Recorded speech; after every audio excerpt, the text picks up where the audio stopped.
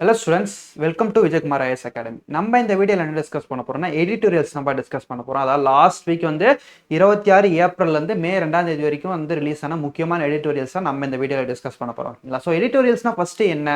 அது நமக்கு exam point of வியூல என்ன முக்கியம்னு சொல்லிட்டு ஃபர்ஸ்ட் நம்ம தெரிஞ்சுக்கணும் இல்லையா? அந்த வகையில பார்க்கும்போது நமக்கு எடிட்டோரியல்ஸ் எடுத்து பார்த்தீங்கன்னா நம்மளுக்கு இப்போ ரீசெண்டாக கரண்ட் அஃபேர்ஸ் தான் வந்துருது. ஓகேங்களா? ரீசெண்டாக வந்து நம்ம நியூஸ் பேப்பர்ல ஏதாவது நியூஸ் பார்க்குறோம்.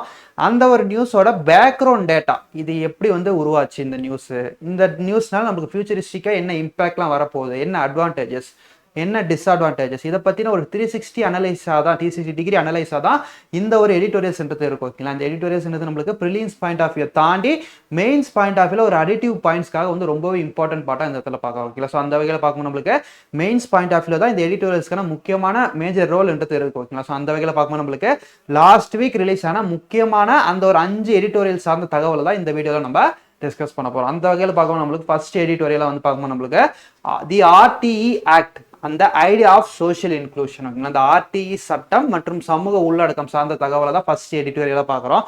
ஆர்டின்னு சொல்ல போகும்போது நம்மளுக்கு ஆர்டிஇ என்றால் ரைட் டு எஜுகேஷன் என்று அர்த்தம். ரைட் டு எஜுகேஷன் என்றால் 6 முதல் 16 வயது வரை குழந்தைகளுக்கு இலவச மற்றும் கட்டாய கல்வியை வந்து உறுதிப்படுத்தணும்னு சொல்லிட்டு கொண்டு வரப்பட்ட ஒரு சட்டம் தான் 2009 கொண்டு வரப்பட்ட சட்டம் தான் இது. இந்த சட்டம் சார்ந்த ஒரு விஷயத்தை வந்து பார்த்தீங்கன்னா சுப்ரீம் கோர்ட் வந்து ரீசெண்டாக வந்து கவர்மெண்ட்டுக்கு வந்து அட்வைஸாக கொடுத்துருந்தாங்க. ஓகேங்களா? ஸோ அது ஒரு கரண்ட் அட்வைஸாக நம்ம பார்த்துருந்தோம். ஸோ அந்த ஒரு அட்வைஸ் சார்ந்த ஒரு டீடைல் அனலிட்டிக் ரிசர்ச் சார்ந்த ஒரு எடிட்டோரியலாக தான் இந்த ஃபர்ஸ்ட் எடிட்டோரியல்ன்றது இருக்க போகுது. ஓகேங்களா? அந்த வகையில் இந்த ஒரு எடிட்டோரியல் யார் எழுதியிருக்காங்கன்னு சொல்லிட்டு பார்க்கும்போது நம்மளுக்கு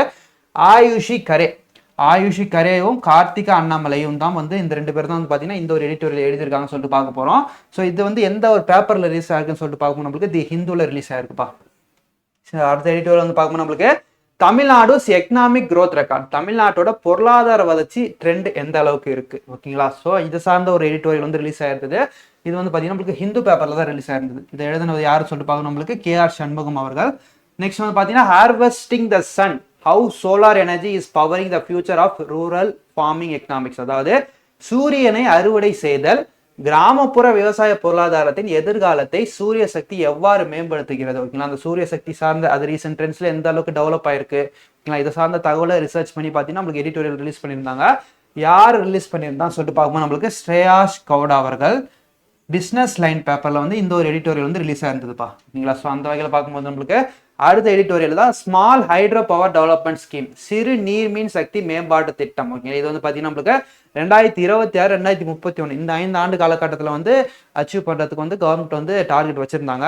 இது சார்ந்த தகவல் வந்து நம்மளுக்கு PIBல, அதாவது பிரஸ் இன்ஃபர்மேஷன் பியூரோன்னு சொல்லிட்டு நம்ம சென்ட்ரல் கவர்மெண்டோட பிரஸ் ரிலீஸ் வெப்சைட், அஃபிஷியல் வெப்சைட்ல இந்த ஒரு எடிட்டோரியல் வந்து ரிலீஸ் பண்ணியிருந்தாங்க. ஓகேங்களா? ஸோ அது சார்ந்த தகவலை நம்ம உள்ள டீட்டெயிலாக டிஸ்கஸ் பண்ணிடுவோம். நெக்ஸ்ட் வந்து பார்ப்போம் நம்மளுக்கு mass merger or defection, MPs BJP ஸ்விட்ச் ஹைலைட் கான்ஸ்டிடியூஷனல் இஷ்யூஸ். ஓகேங்களா? அதாவது பெருமளவிலான இணைப்பு அல்லது கட்சி தாவல் எம்பிக்கள் பாஜகவிற்கு மாறியது அரசியலமைப்புக்கு சிக்கல்களை முன்னிலைப்படுத்துகிறதுன்னு சொல்லிட்டு பார்க்குறோம். ரீசெண்டாக வந்து நம்மளுக்கு ராகவ் சாத்தா என்ற ஆம் ஆத்மி பார்ட்டியை சேர்ந்த அந்த ராஜ்யசபா MP வந்து பார்த்தீங்கன்னா கூடவே வந்து ஆம் ஆத்மி பார்ட்டியை சேர்ந்த இன்னும் 6 MPO சேர்ந்து பார்த்தீங்கன்னா நம்மளுக்கு பிஜேபியில் போய் ஜாயின் ஆனாங்க.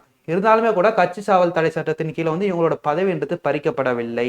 ஏன் இவங்களோட பதவி வந்து பறிக்கப்படவில்லை, இதை சார்ந்த தகவலெல்லாம் கம்பைல் பண்ணி அதை ரிசர்ச் பண்ணி ஒரு எடிட்டோரியல் வந்து ரிலீஸ் பண்ணியிருந்தாங்க. யார் எழுதுனாங்கன்னு சொல்லிட்டு பார்க்கும்போது நம்மளுக்கு அமித் அனந்த் திவாரி. ஓகேங்களா? அவர்களால் எழுதப்பட்ட ஒரு எடிட்டோரியல் தான் இதை பார்க்குறோம். அந்த வகையில் இது எந்த பேப்பர் ரிலீஸ் ஆகுதுன்னு சொல்லிட்டு பார்க்கும்போது நம்மளுக்கு ஹிந்துஸ்தான் டைம்ஸ்ல தான் இந்த ஒரு எடிட்டோரியல் வந்து ரிலீஸ் ஆயிருக்குன்னு சொல்லிட்டு இந்த இடத்துல முக்கியமான டேட்டாவா பார்க்குறோம். ஸோ பார்த்துடலாமா டீட்டெயிலாக உள்ள அந்த வகையில் ஃபர்ஸ்ட் எடிட்டோரியல் நம்ம என்ன டிஸ்கஸ் பண்ண போறோம்னா த RTE act on social inclusion A holistic view, அதாவது RTE சட்டம் ரைட் டு எஜுகேஷன் என்ற சட்டம் மற்றும் சமூக உள்ளடக்கம். ஓகேங்களா? இதுதான் வந்து ஃபர்ஸ்ட் எடிட்டோரியல் டிஸ்கஸ் பண்ண போறோம். இதை யார் எழுதுனாங்கன்னு சொல்லிட்டு பார்ப்போம். நம்மளுக்கு ஆயுஷி கரே அவர்களும் கார்த்திகா அண்ணாமலை அவர்களும் பார்த்தீங்கன்னா ரெண்டு பேரால ரிசர்ச் பண்ணி எழுதப்பட்ட ஒரு எடிட்டோரியல் தான் இந்த ஒரு எடிட்டோரியல் பார்க்குறோம். அந்த வகையில் இந்த ஒரு எடிட்டோரியல் நம்மளுக்கு எக்ஸாம் பாயிண்ட் ஆஃப் வியூல, அதாவது முக்கியமாக மெயின்ஸ் பாயிண்ட் ஆஃப் வியூல எந்த சிலபஸ்ல கவர் ஆகுது சொல்லிட்டு பார்க்கும்போது நம்மளுக்கு குரூப் 1 மெயின்ஸ்ல பேப்பர் 3 ஜெனரல் GS பேப்பர் 3ல தான் கவர் ஆகுது. அதாவது பார்த்தீங்கன்னா இது யூனிட் 1ல கவர் ஆகுது, GSல பார்ட் 2ல யூனிட் 1ல வந்து கவர் ஆகுது பாலிட்டி டாபிக்ல. அண்ட் தென் பார்த்தீங்கன்னா குரூப் 2 மெயின்ஸ்ல வந்து பார்க்கும்போது நம்மளுக்கு GSல யூனிட் 5ல கவர் ஆகுது. ஓகேங்களா? மெயினாக வந்து இது பாலிட்டி டாபிக்லையும் கவர் ஆகும், சோஷியல் வெல்ஃபேர் டாபிக்ல ப்ரிலிம்ஸ்லையும் சரி மெயின்ஸ்லையும் சரி கவர் ஆகும். ஓகேங்களா? ஸோ அந்த வகையில் பார்த்தீங்கன்னா ஒரு முக்கியமான ஒரு எடிட்டோரியலாக தான் இந்த ஒரு எடிட்டோரியல் எடுத்து பார்க்க போகிறோம். அந்த வகையில் இந்த ஒரு எடிட்டோரியலில் என்னென்ன முக்கியமான பாயிண்ட்ஸ்லாம் சொல்லியிருக்காங்க, என்னென்ன ரிசர்ச்லாம் பண்ணியிருக்காங்க, அது சார்ந்த டேட்டாவை நம்ம பார்த்துரும். அந்த வகையில் பார்த்தீங்கன்னா ஜனவரி 2026 பார்த்தீங்கன்னா நம்மளுக்கு சுப்ரீம் கோர்ட் பார்த்தீங்கன்னா ஒரு அட்வைஸ், அதாவது ஒரு ஆல்ரெடி இருக்க ஒரு சட்டம் தான், ஆல்ரெடி இருக்க கோட்டா தான், அந்த ஒரு சட்டம் சார்ந்த ஒரு தகவலை அட்வைஸ் மாதிரி பண்ணியிருந்தாங்க. ஓகேங்களா, சுப்ரீம் கோர்ட்டு என்ன சொல்லியிருந்தாங்கன்னா 2009ஆம் ஆண்டு இந்த ஆர்டிஇ ஆக்ட்ன்றதை கொண்டு வந்தாங்க. ஆர்டிஇ ஆக்ட்னா ஆல்ரெடி சொல்ற மாதிரி அந்த 6 முதல் 14 வயது வரை அந்த குழந்தைகள் இருக்காங்க இல்லையா, இவங்களுக்கு சரியான அந்த ஒரு கட்டாய கல்வி, இலவச மற்றும் கட்டாய கல்வின்றதை கொடுக்கணும். அதனால கொண்டு வரப்பட்டதுதான் இந்த ஆர்டிஇ சட்டம் என்று சொல்லுவாங்க.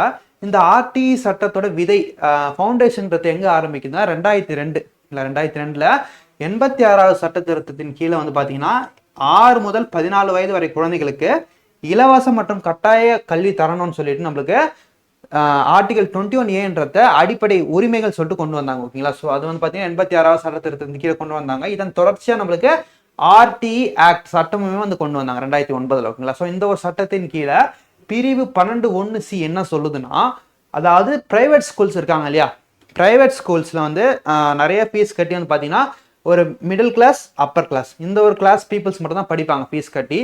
மீதி லோ கிளாஸ், அதாவது பொருளாதார ரீதியாக அடித்தட்டு நிலையில் உள்ள மக்கள் வந்து பார்த்தீங்கன்னா பெரும்பாலும் வந்து கவர்மெண்ட் ஸ்கூலில் தான் படிப்பாங்க. ஓகேங்களா, ஸோ இதுதான் வந்து பொருளாதார ரீதியாக பண்ணிட்டு வராங்க. ஸோ இந்த ஒரு சட்டத்தில் வந்து செக்ஷன் 12 என்ன சொல்லுதுன்னா, பிரைவேட் ஸ்கூல்லேயே வந்து பார்த்தீங்கன்னா அந்த ஏழை எளிய மக்கள் வந்து கல்வியை பெறணும்னு சொல்லிட்டு பிரைவேட் ஸ்கூல்ஸில் ஏழை எளிய மாணவர்களுக்காக 25% அளவுக்கு பார்த்தீங்கன்னா இடஒதுக்கீடு தந்திருக்காங்க இந்த ஒரு செக்ஷன் கீழே. ஓகேங்களா, இந்த ஒரு செக்ஷன் கீழே ஆர்டிஇ ஆக்ட் கீழே இந்த ஒரு செக்ஷன் கீழே நமக்கு இடஒதுக்கீடு தந்திருக்காங்க.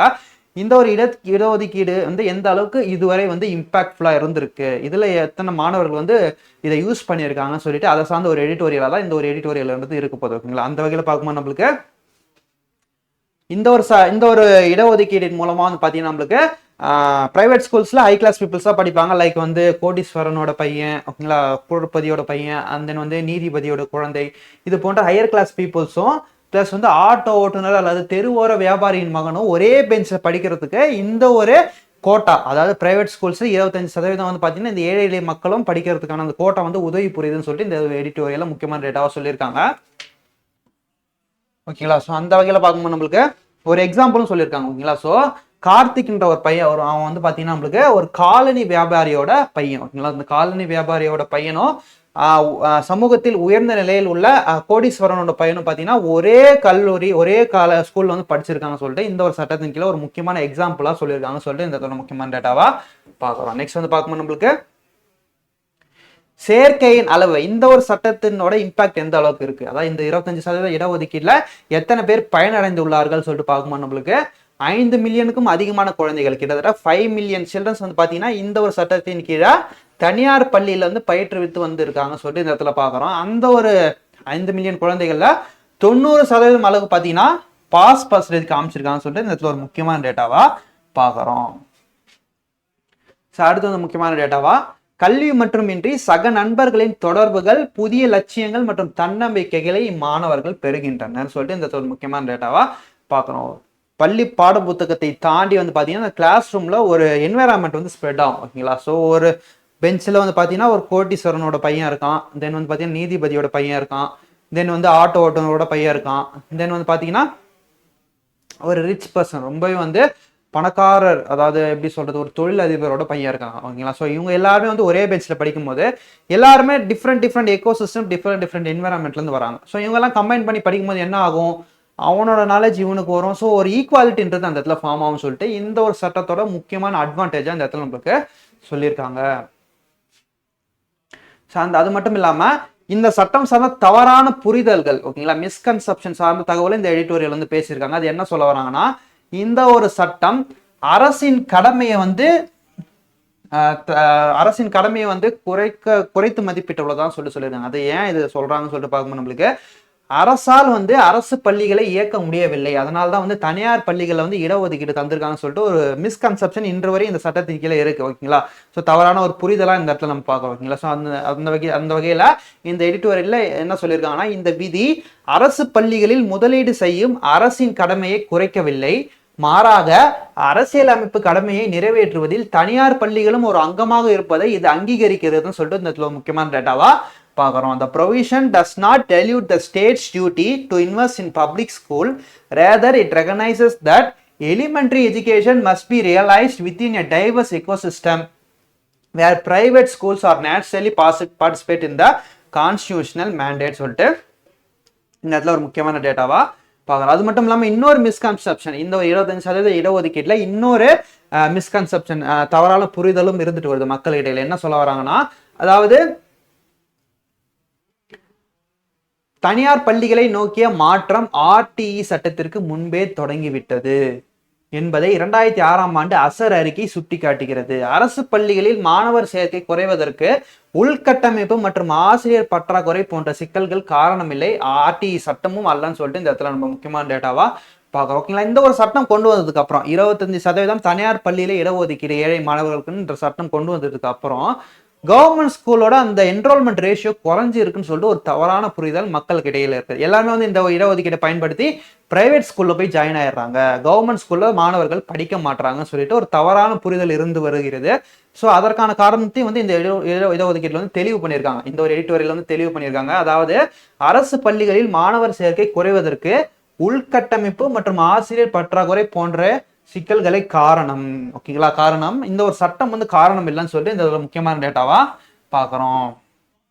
ஸோ கவர்மெண்ட் ஸ்கூல்ல சரியான இன்ஃப்ராஸ்ட்ரக்சர் இல்லை, அதனால வந்து பிரைவேட் ஸ்கூல்ல போய் ஜாயின் பண்றோம். ஓகேங்களா, ஸோ இதுதான் வந்து முக்கியமான காரணமா சொல்றோம். அது மட்டும் இல்லாமல் ஆசிரியரோட பற்றாக்குறையும் இந்த இடத்துல ஒரு மேஜர் ரோல் வந்து பிளே பண்ணுதுன்னு சொல்றாங்க. ஸோ இது ரெண்டு தான் முக்கியமான காரணம் அரசு பள்ளிகளில் மாணவர்களை சேர்க்க பெற்றோர்கள் தயங்குவதற்குன்னு சொல்லிட்டு இந்த இடத்துல நம்ம முக்கியமான டேட்டாவா பார்க்குறோம். ஆட்டோமேட்டிக்காக வந்து நம்மளோட கவர்மெண்ட் ஸ்கூல்ஸ் இன்ஃப்ராஸ்ட்ரக்சர் பிரைவேட் ஸ்கூலுக்கு நிகரான ஒரு இன்ஃப்ராஸ்ட்ரக்சர் கவர்மெண்ட் ஸ்கூலுமே கொண்டு வந்தாங்கன்னா ஆட்டோமேட்டிக்காக பேரண்ட்ஸ் வந்து என்ன பண்ணுவாங்க, ஸ்டூடெண்ட்ஸ் வந்து கவர்மெண்ட் ஸ்கூலில் தான் சேர்க்க பார்ப்பாங்க. ஓகேங்களா, ஃபீஸ்மே கம்மின்ற காரணத்தினால் நம்மளுக்கு வந்து கவர்மெண்ட் ஸ்கூலில் தான் எல்லாருமே வந்து அப்ரோச் பண்ணுவாங்க. ஓகேங்களா, ஸோ அதனால வந்து இந்த ஒரு ஆர்டிஇ சட்டம் காரணம் கிடையாது, கவர்மெண்ட் ஸ்கூல்ஸோட இந்த இன்ஃப்ராஸ்ட்ரக்சரும் டீச்சர்ஸோட ப்ரெசன்ஸும் தான் வந்து முக்கியமான காரணமாக இந்த இடத்துல பார்க்கலாம். கவர்மெண்ட் ஸ்கூல்ஸ்லாம் இந்த வரை பல ஸ்கூல்ஸ் வந்து பார்த்தீங்கன்னா டீச்சர்ஸே இல்லாத ஸ்கூல்ஸ்லாம் இயங்கிட்டு வருது.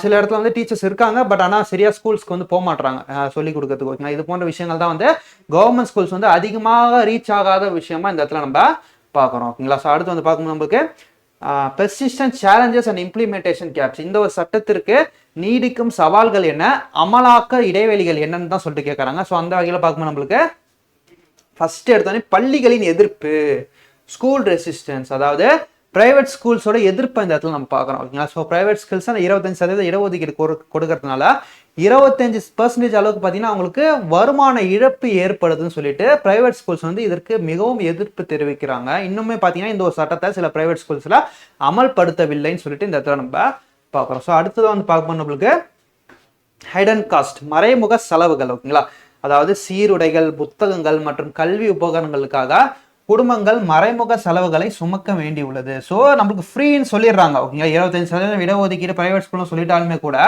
புக்ஸ் வாங்குறதுக்கு தனியாக நம்மள சொல்லிடுறாங்க. ஸோ புக்ஸ் வாங்கிட்டு வரணும், பேக் வாங்க, யூனிஃபார்ம் வாங்கன்னு சொல்லிட்டு அதுக்குன்னு சொல்லிட்டு தனித்தனி பில்லை போட்டு அந்த 25% இடஒதுக்கீட்டில் படிக்கிற ஏழை மாணவர்களுக்கும் பார்த்தீங்கன்னா அந்த ஒரு பணச்சுமையை வந்து தந்துடுறாங்கன்னு சொல்லிட்டு இந்த இடத்துல முக்கியமான டேட்டாவா பார்க்குறோம்.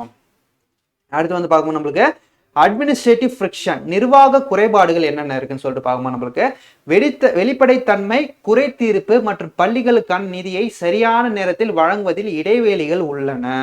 அதாவது பிரைவேட் ஸ்கூல்ஸ் அந்த 25% இடஒதுக்கீடு தந்தாலுமே கூட அந்த ஒரு இழப்பை, ஓகேங்களா, பிரைவேட் ஸ்கூல்ஸ்க்கு ஏற்பட்ட இழப்பை வந்து பார்த்தீங்கன்னா ஒரு பகுதியளவு பார்த்தீங்கன்னா கவர்மெண்ட் வந்து அவங்களுக்கு வந்து ஒரு மானியமாக வந்து தருவாங்க. ஓகேங்களா, ஸோ அந்த ஒரு மானியம் வந்து கரெக்டான நேரத்தில் வந்து இந்த பிரைவேட் ஸ்கூல்ஸ்க்கு வந்து போய் சேரவில்லை. அதுவுமே பார்த்தீங்கன்னா இந்த ஒரு சட்டத்தை அமல்படுத்துவதற்கான முக்கியமான சிக்கலாக இந்த இடத்துல நம்ம பார்க்குறோம்.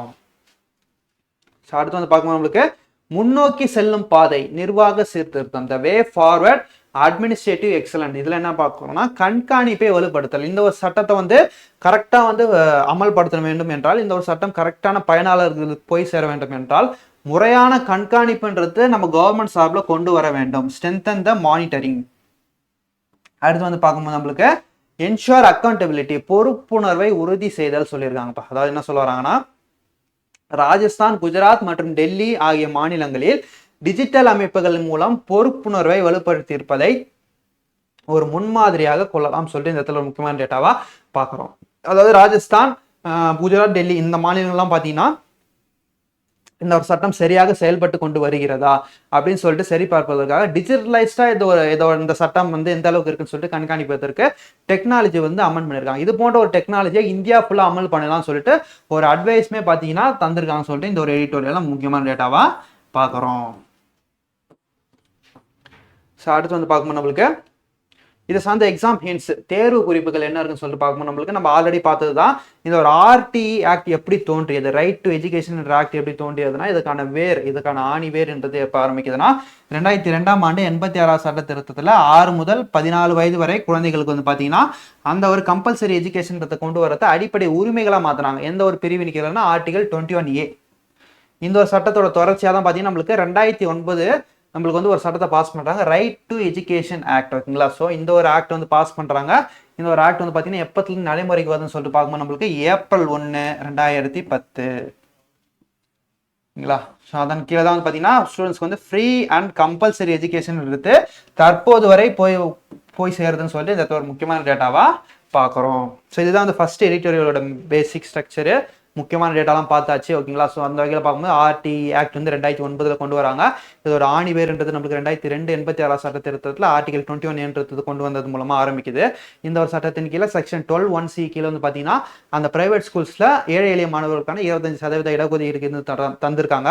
ஸோ இந்த இடஒதுக்கீடு மூலமாக என்ன இம்பாக்ட்லாம் நடந்திருக்கு, இது வரைக்கும் எத்தனை பேர் இதில் பயனாளர்களாக இருக்காங்க, இதில் இருக்கக்கூடிய அந்த தவறான புரிதல்கள் என்ன அட்வான்டேஜஸ் என்ன டிஸ்அட்வான்டேஜஸ் சொல்லிட்டு 360 வைஸாக நம்ம இதை டிஸ்கஸ் பண்ணியாச்சு இல்லையா. இதுதான் வந்து எடிட்டோரியல்ஸ் சொல்லுவாங்க. இதுதான் வந்து எடிட்டோரியல்ஸ் படிக்கிறதுனால நம்மளுக்கு வரக்கூடிய பயனா இந்த இடத்துல நம்ம பார்க்கணும். இதுதான் வந்து ஃபர்ஸ்ட் எடிட்டோரியல் சார்ந்த முக்கியமான டேட்டாஸ். அடுத்த எடிட்டோரியல் போயிடலாமா. அடுத்த எடிட்டோரியல் சொல்லிட்டு பார்க்கணும் நம்மளுக்கு தமிழ்நாடோட growth ரெக்கார்டு. ஓகேங்களா. தமிழ்நாடோட growth ரெக்கார்டு எந்த அளவுக்கு இருக்கு, தமிழ்நாடோட பொருளாதாரம் எடுத்து எந்த அளவுக்கு இருக்குன்னு சொல்லிட்டு இதை சார்ந்த ஒரு எடிட்டோரியல் வந்து நம்மளுக்கு KR சண்முகம் அவர்கள் வந்து நம்மளுக்கு ஹிந்து பேப்பர்ல ரிலீஸ் பண்ணியிருந்தார். ஓகேங்களா. அதான் இந்த இடத்துல பார்க்க போறோம். ஸோ இது நம்மளுக்கு சிலபஸ் மெயின்ஸ் பாயிண்ட் ஆஃப் வியூல எந்த பார்ட்டில் கவர் ஆகுதுன்னா Group 1 மெயின்ஸ்ல பேப்பர் 4ல ஜென்ரல் ஸ்டடீஸ்ல பார்ட் 3ல யூனிட் 3ல வந்து கவர் ஆகுது. ஸோ Group 2 மெயின்ஸ் வந்து பார்த்தீங்கன்னா GS பேப்பர்ல யூனிட் 7ல வந்து கவர் ஆகுது. ஓகேங்களா. ஸோ இது பார்த்தீங்கன்னா எக்கனாமிக் டாபிக்ஸ்ல கவர் ஆகக்கூடிய ஒரு எடிட்டோரியலாக தான் இந்த ஒரு எடிட்டோரியல் எடுத்து பார்க்குறோம். ஸோ நம்மளோட தமிழ்நாடோட எக்கனாமிக் ரேட் எந்த அளவுக்கு இருக்குன்னு சொல்லிட்டு பார்க்கணும். நம்மளுக்கு தமிழ்நாடு தான் second largest state in India. ஓகேங்களா. ஸோ இந்த பொருளாதார ரீதியாக 2வது பெரிய மாநிலமாக தமிழ்நாடு இருந்து வருகிறதுன்னு சொல்லிட்டு இந்த ஒரு முக்கியமான டேட்டாவை பார்க்குறோம்.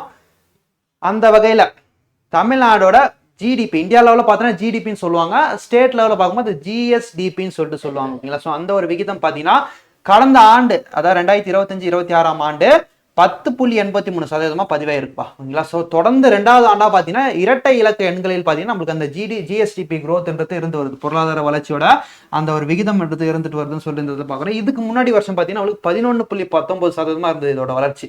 ஸோ தொடர்ந்து 2வது முறையாக வந்து தமிழ்நாடோட அந்த பொருளாதார வளர்ச்சியானது இரட்டை இலக்க எண்களில் வந்து பதிவாயிருக்குன்னு சொல்லிட்டு இந்த ஒரு முக்கியமான டேட்டாவா பார்க்குறோம். ஸோ இந்த ஒரு டபுள் டிஜிட் growth, அதாவது இந்த இரட்டை இலக்க வளர்ச்சின்றது பார்த்தீங்கன்னா தேசிய சராசரியை விட அதிகம். தேசிய சராசரியை பார்த்தீங்கன்னா நம்மளுக்கு 7.4% தான். ஆனால் வந்து தமிழ்நாடோட பொருளாதாரம்ன்றது கிட்டத்தட்ட 10% அளவுக்கு இருக்குன்னு சொல்லிட்டு இந்த ஒரு முக்கியமான டேட்டாவா பார்க்குறோம்.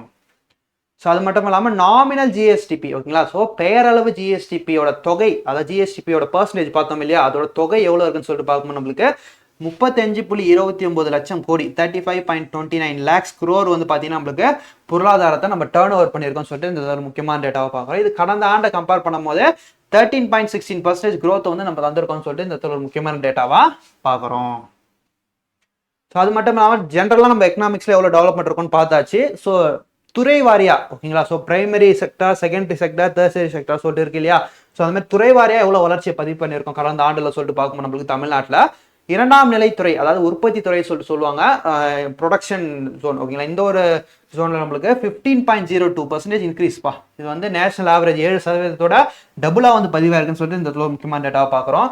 அடுத்து வந்து தொழில்துறை தளம், இண்டஸ்ட்ரியல் பேசஸ் தமிழ்நாட்டில் எவ்வளோ இன்க்ரீஸ் ஆயிருக்குன்னு சொல்லிட்டு பார்க்கும்போது நம்மளுக்கு 40,000 ஃபேக்ட்ரிஸ். ஓகேங்களா. இந்த 40,000 ஃபேக்ட்ரிஸ் வந்து நம்ம வந்து இன்க்ரீஸ் பண்ணியிருக்கோம் சொல்லிட்டு இந்த ஒரு முக்கியமான டேட்டா பார்க்குறோம். இதில் வந்து பார்த்தீங்கன்னா 25 தொழிலாளர்கள் வேலை செய்யிருக்காங்க. இதனால வந்து பார்த்தீங்கன்னா அந்த வேலை வாய்ப்புலையும் பார்த்தீங்கன்னா தொழில்துறையிலும் பார்த்தீங்கன்னா இந்தியாவிலே வந்து பார்த்தீங்கன்னா முதல் மாநிலமாக தமிழ்நாடு இருக்குன்னு சொல்லிட்டு இந்த ஒரு முக்கியமான டேட்டாவா பார்க்குறோம். அடுத்து வந்து பார்க்கும்போது நம்மளுக்கு கிராஸ் வேல்யூ ஆடடோட ரேட் வந்து பார்த்தீங்கன்னா நம்மளுக்கு தமிழ்நாட்டில் 53.54% அளவுக்கு உயர்ந்திருக்குப்பா. 53.54% அளவுக்கு பார்த்தீங்கன்னா இந்த மொத்த மதிப்பு கூட்டத்தில் வந்து இன்க்ரீஸ் ஆயிருக்குன்னு சொல்லிட்டு இந்த ஒரு முக்கியமான டேட்டாவா பார்க்குறோம். ஸோ இந்த ஒரு பங்களிப்பை வழங்கும் இத்துறை போக்குவரத்து மற்றும் தகவல் தொடர்பு மூலம் இயக்கப்படுகிறது. ஓகேங்களா. போக்குவரத்து சர்வீஸ் செக்டர். ஓகேங்களா. சேவைத்துறை வந்து கடந்த ஆண்டை கம்பேர் பண்ணும்போது 13.35% அளவுக்கு உயர்ந்து இப்போது பார்த்தீங்கன்னா 53-54% அளவுக்கு பார்த்தீங்கன்னா இருக்குன்னு சொல்லிட்டு இந்த இடத்துல ஒரு முக்கியமான டேட்டாவா பார்க்குறோம். ஸோ இந்த ஒரு எடிட்டோரியல் வந்து பேஸ் பண்ணது நம்ம லாஸ்ட் எடிட்டோரியல் பார்க்கும்போது நம்மளுக்கு ஒரு மாதிரி ஸ்டோரி ரிலேட்டடாக பேக்ரவுண்ட் ரிலேட்டடாக இருந்தது. ஓகேங்களா, இது வந்து பார்த்தீங்கன்னா ஃபுல்லாகவே டேட்டா முக்கியமான டேட்டா ரிலேட்டடாக தான் இருக்கு. இதுவுமே நம்மளுக்கு ப்ரிலிம்ஸ் பாயிண்ட் ஆஃப் வியூ ரொம்ப முக்கியமான எடிட்டோரியலாக இந்த ஒரு எடிட்டோரியலாக நம்ம பார்க்குறோம். ஸோ விவசாயத்துறையின் வளர்ச்சி எந்த அளவுக்கு இருக்குன்னு சொல்லிட்டு பார்க்கும்போது நம்மளுக்கு 5.92% இருக்கு. ஓகேங்களா, ஸோ 5.92% இருக்கு. ஸோ கடந்த ஆண்டை கம்பேர் பண்ணும்போது 8.91% பார்த்தீங்கன்னா அந்த வீழ்ச்சியிலேருந்து மீண்டு வந்திருக்குன்னு சொல்லிட்டு இந்த இடத்துல ஒரு முக்கியமான டேட்டாவா பார்க்குறோம். ஸோ அடுத்து வந்து பார்க்கும்போது பெர் கேபிட்டா இன்கம், தலா வருமானம், தனிநபர் வருமானம். ஓகேங்களா, இந்த தமிழ்நாடோட டோட்டல் இன்கம்மை டிவைடட் பை டோட்டல் பாப்புலேஷனால் டிவைட் பண்ணால் நம்மளுக்கு வரக்கூடிய அந்த வேல்யூ தான் இந்த பெர் கேபிட்டா இன்கம், தலா வருமானம், தனிநபர் வருமானம் சொல்லிட்டு சொல்லுவாங்க. இது 2020-21 காலகட்டத்தில் 2096 லட்சமா இருந்தது. ஓகேங்களா, ஸோ 2.096 லேக்ஸா இருந்தது. இப்போது பார்த்தீங்கன்னா இது 4.08 லேக்ஸ் அப்படியே டபுள் ஆயிருக்குன்னு சொல்லிட்டு இது ஒரு முக்கியமான டேட்டாவா பார்க்குறோம். ஸோ அது மட்டும் இல்லாமல் அந்நிய நேரடி முதலீடு. ஓகேங்களா, so fiscal, so foreign direct investment. ஓகேங்களா, இது எந்த அளவுக்கு உயர்ந்திருக்குன்னு சொல்லிட்டு பார்க்கும்போது நம்மளுக்கு 2022-23 காலகட்டத்தில் தமிழ்நாட்டோட அந்த எஃப்டிஐன்னு சொல்லப்படக்கூடிய அந்த foreign direct investment 2169 million US இருந்தது. தற்போது வந்து பார்த்தீங்கன்னா 3681 மில்லியன் US உயர்ந்திருக்குன்னு சொல்லிட்டு இந்த இடத்துல ஒரு முக்கியமான டேட்டாவா பார்க்குறோம். ஸோ ஏற்றுமதியோட தலவரிசை எக்ஸ்போர்ட் ரேங்கிங்கில் இந்தியாவில் வந்து பார்த்தீங்கன்னா தமிழ்நாடு 2வது இடத்தில் இருக்குன்னு சொல்லிட்டு நம்மளோட நிதி ஆயோக் சொல்லியிருக்காங்கன்னு சொல்லிட்டு இந்த இடத்துல ஒரு முக்கியமான டேட்டாவா இந்த எடிட்டோரியலை நம்ம பார்க்குறோம். ஸோ அடுத்து வந்து பார்க்கும்போது நம்மளுக்கு ஃபிஸ்கல் ஸ்டெபிலிட்டி அண்ட் இன்ஃப்ளேஷன், நிதியோட நிலைத்தன்மை மற்றும் பணவீக்கம் இந்த அளவு எவ்வளோ இருக்குன்னு சொல்லிட்டு பார்க்கும்போது நம்மளுக்கு கடந்த ஆண்டை கம்பேர் பண்ணும்போது நம்மளுக்கு அந்த ஒரு நிதி பற்றாக்குறையை நம்ம 3% அளவுக்கு குறைச்சிருக்கோம்ப்பா. ஸோ 3% அளவுக்கு பார்த்தீங்கன்னா நிதி பற்றாக்குறையை வந்து குறைச்சிருக்கோம்னு சொல்லிட்டு இந்த இடத்துல ஒரு முக்கியமான டேட்டாவா பார்க்குறோம்.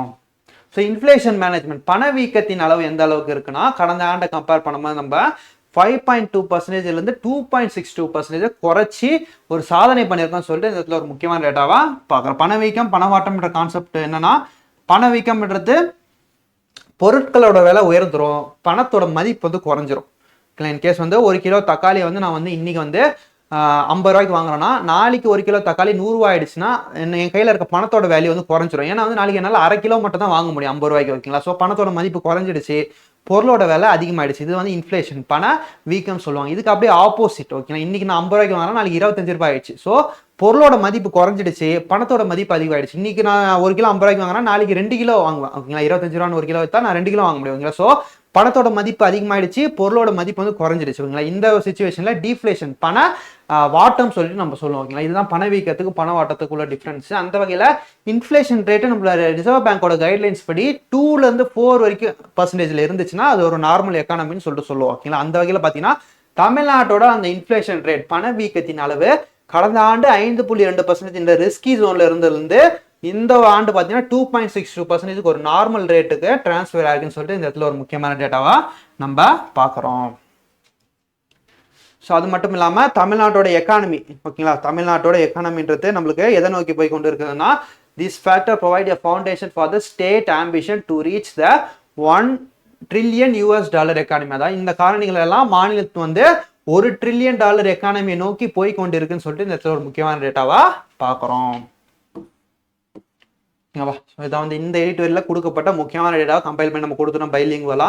ஸோ அந்த வகையில் இப்போ பார்த்தது டேட்டா வந்து நம்ம வந்து பிக்சராக நம்ம வந்து ரிவைஸ் பண்ணிடலாம். ஓகேங்களா, ஸோ அந்த வகையில் பார்க்கும்போது நம்மளுக்கு தமிழ்நாடோட பொருளாதார வளர்ச்சியும் தேசிய பொருளாதார வளர்ச்சி ஒரு கம்பேரிட்டிவான பார் டயக்ராம் தான் ஃபர்ஸ்ட் இருக்கு. அந்த வகையில் பார்க்கும்போது கடந்த ஆண்டு 2025-26 ஆண்டுல வந்து ரியல் ஜிடிபி growth, நம்மளோட உண்மையான அந்த பொருளாதார வளர்ச்சின்றது பார்த்தீங்கன்னா இந்த கிரீன் டப்பா தான். ஓகேங்களா, இது வந்து தமிழ்நாட்டோடது. இது வந்து நேஷனல் தேசிய அளவில் பார்த்தீங்கன்னா இந்த ஒரு வேல்யூ சொல்லிட்டு சொல்லுவோம்.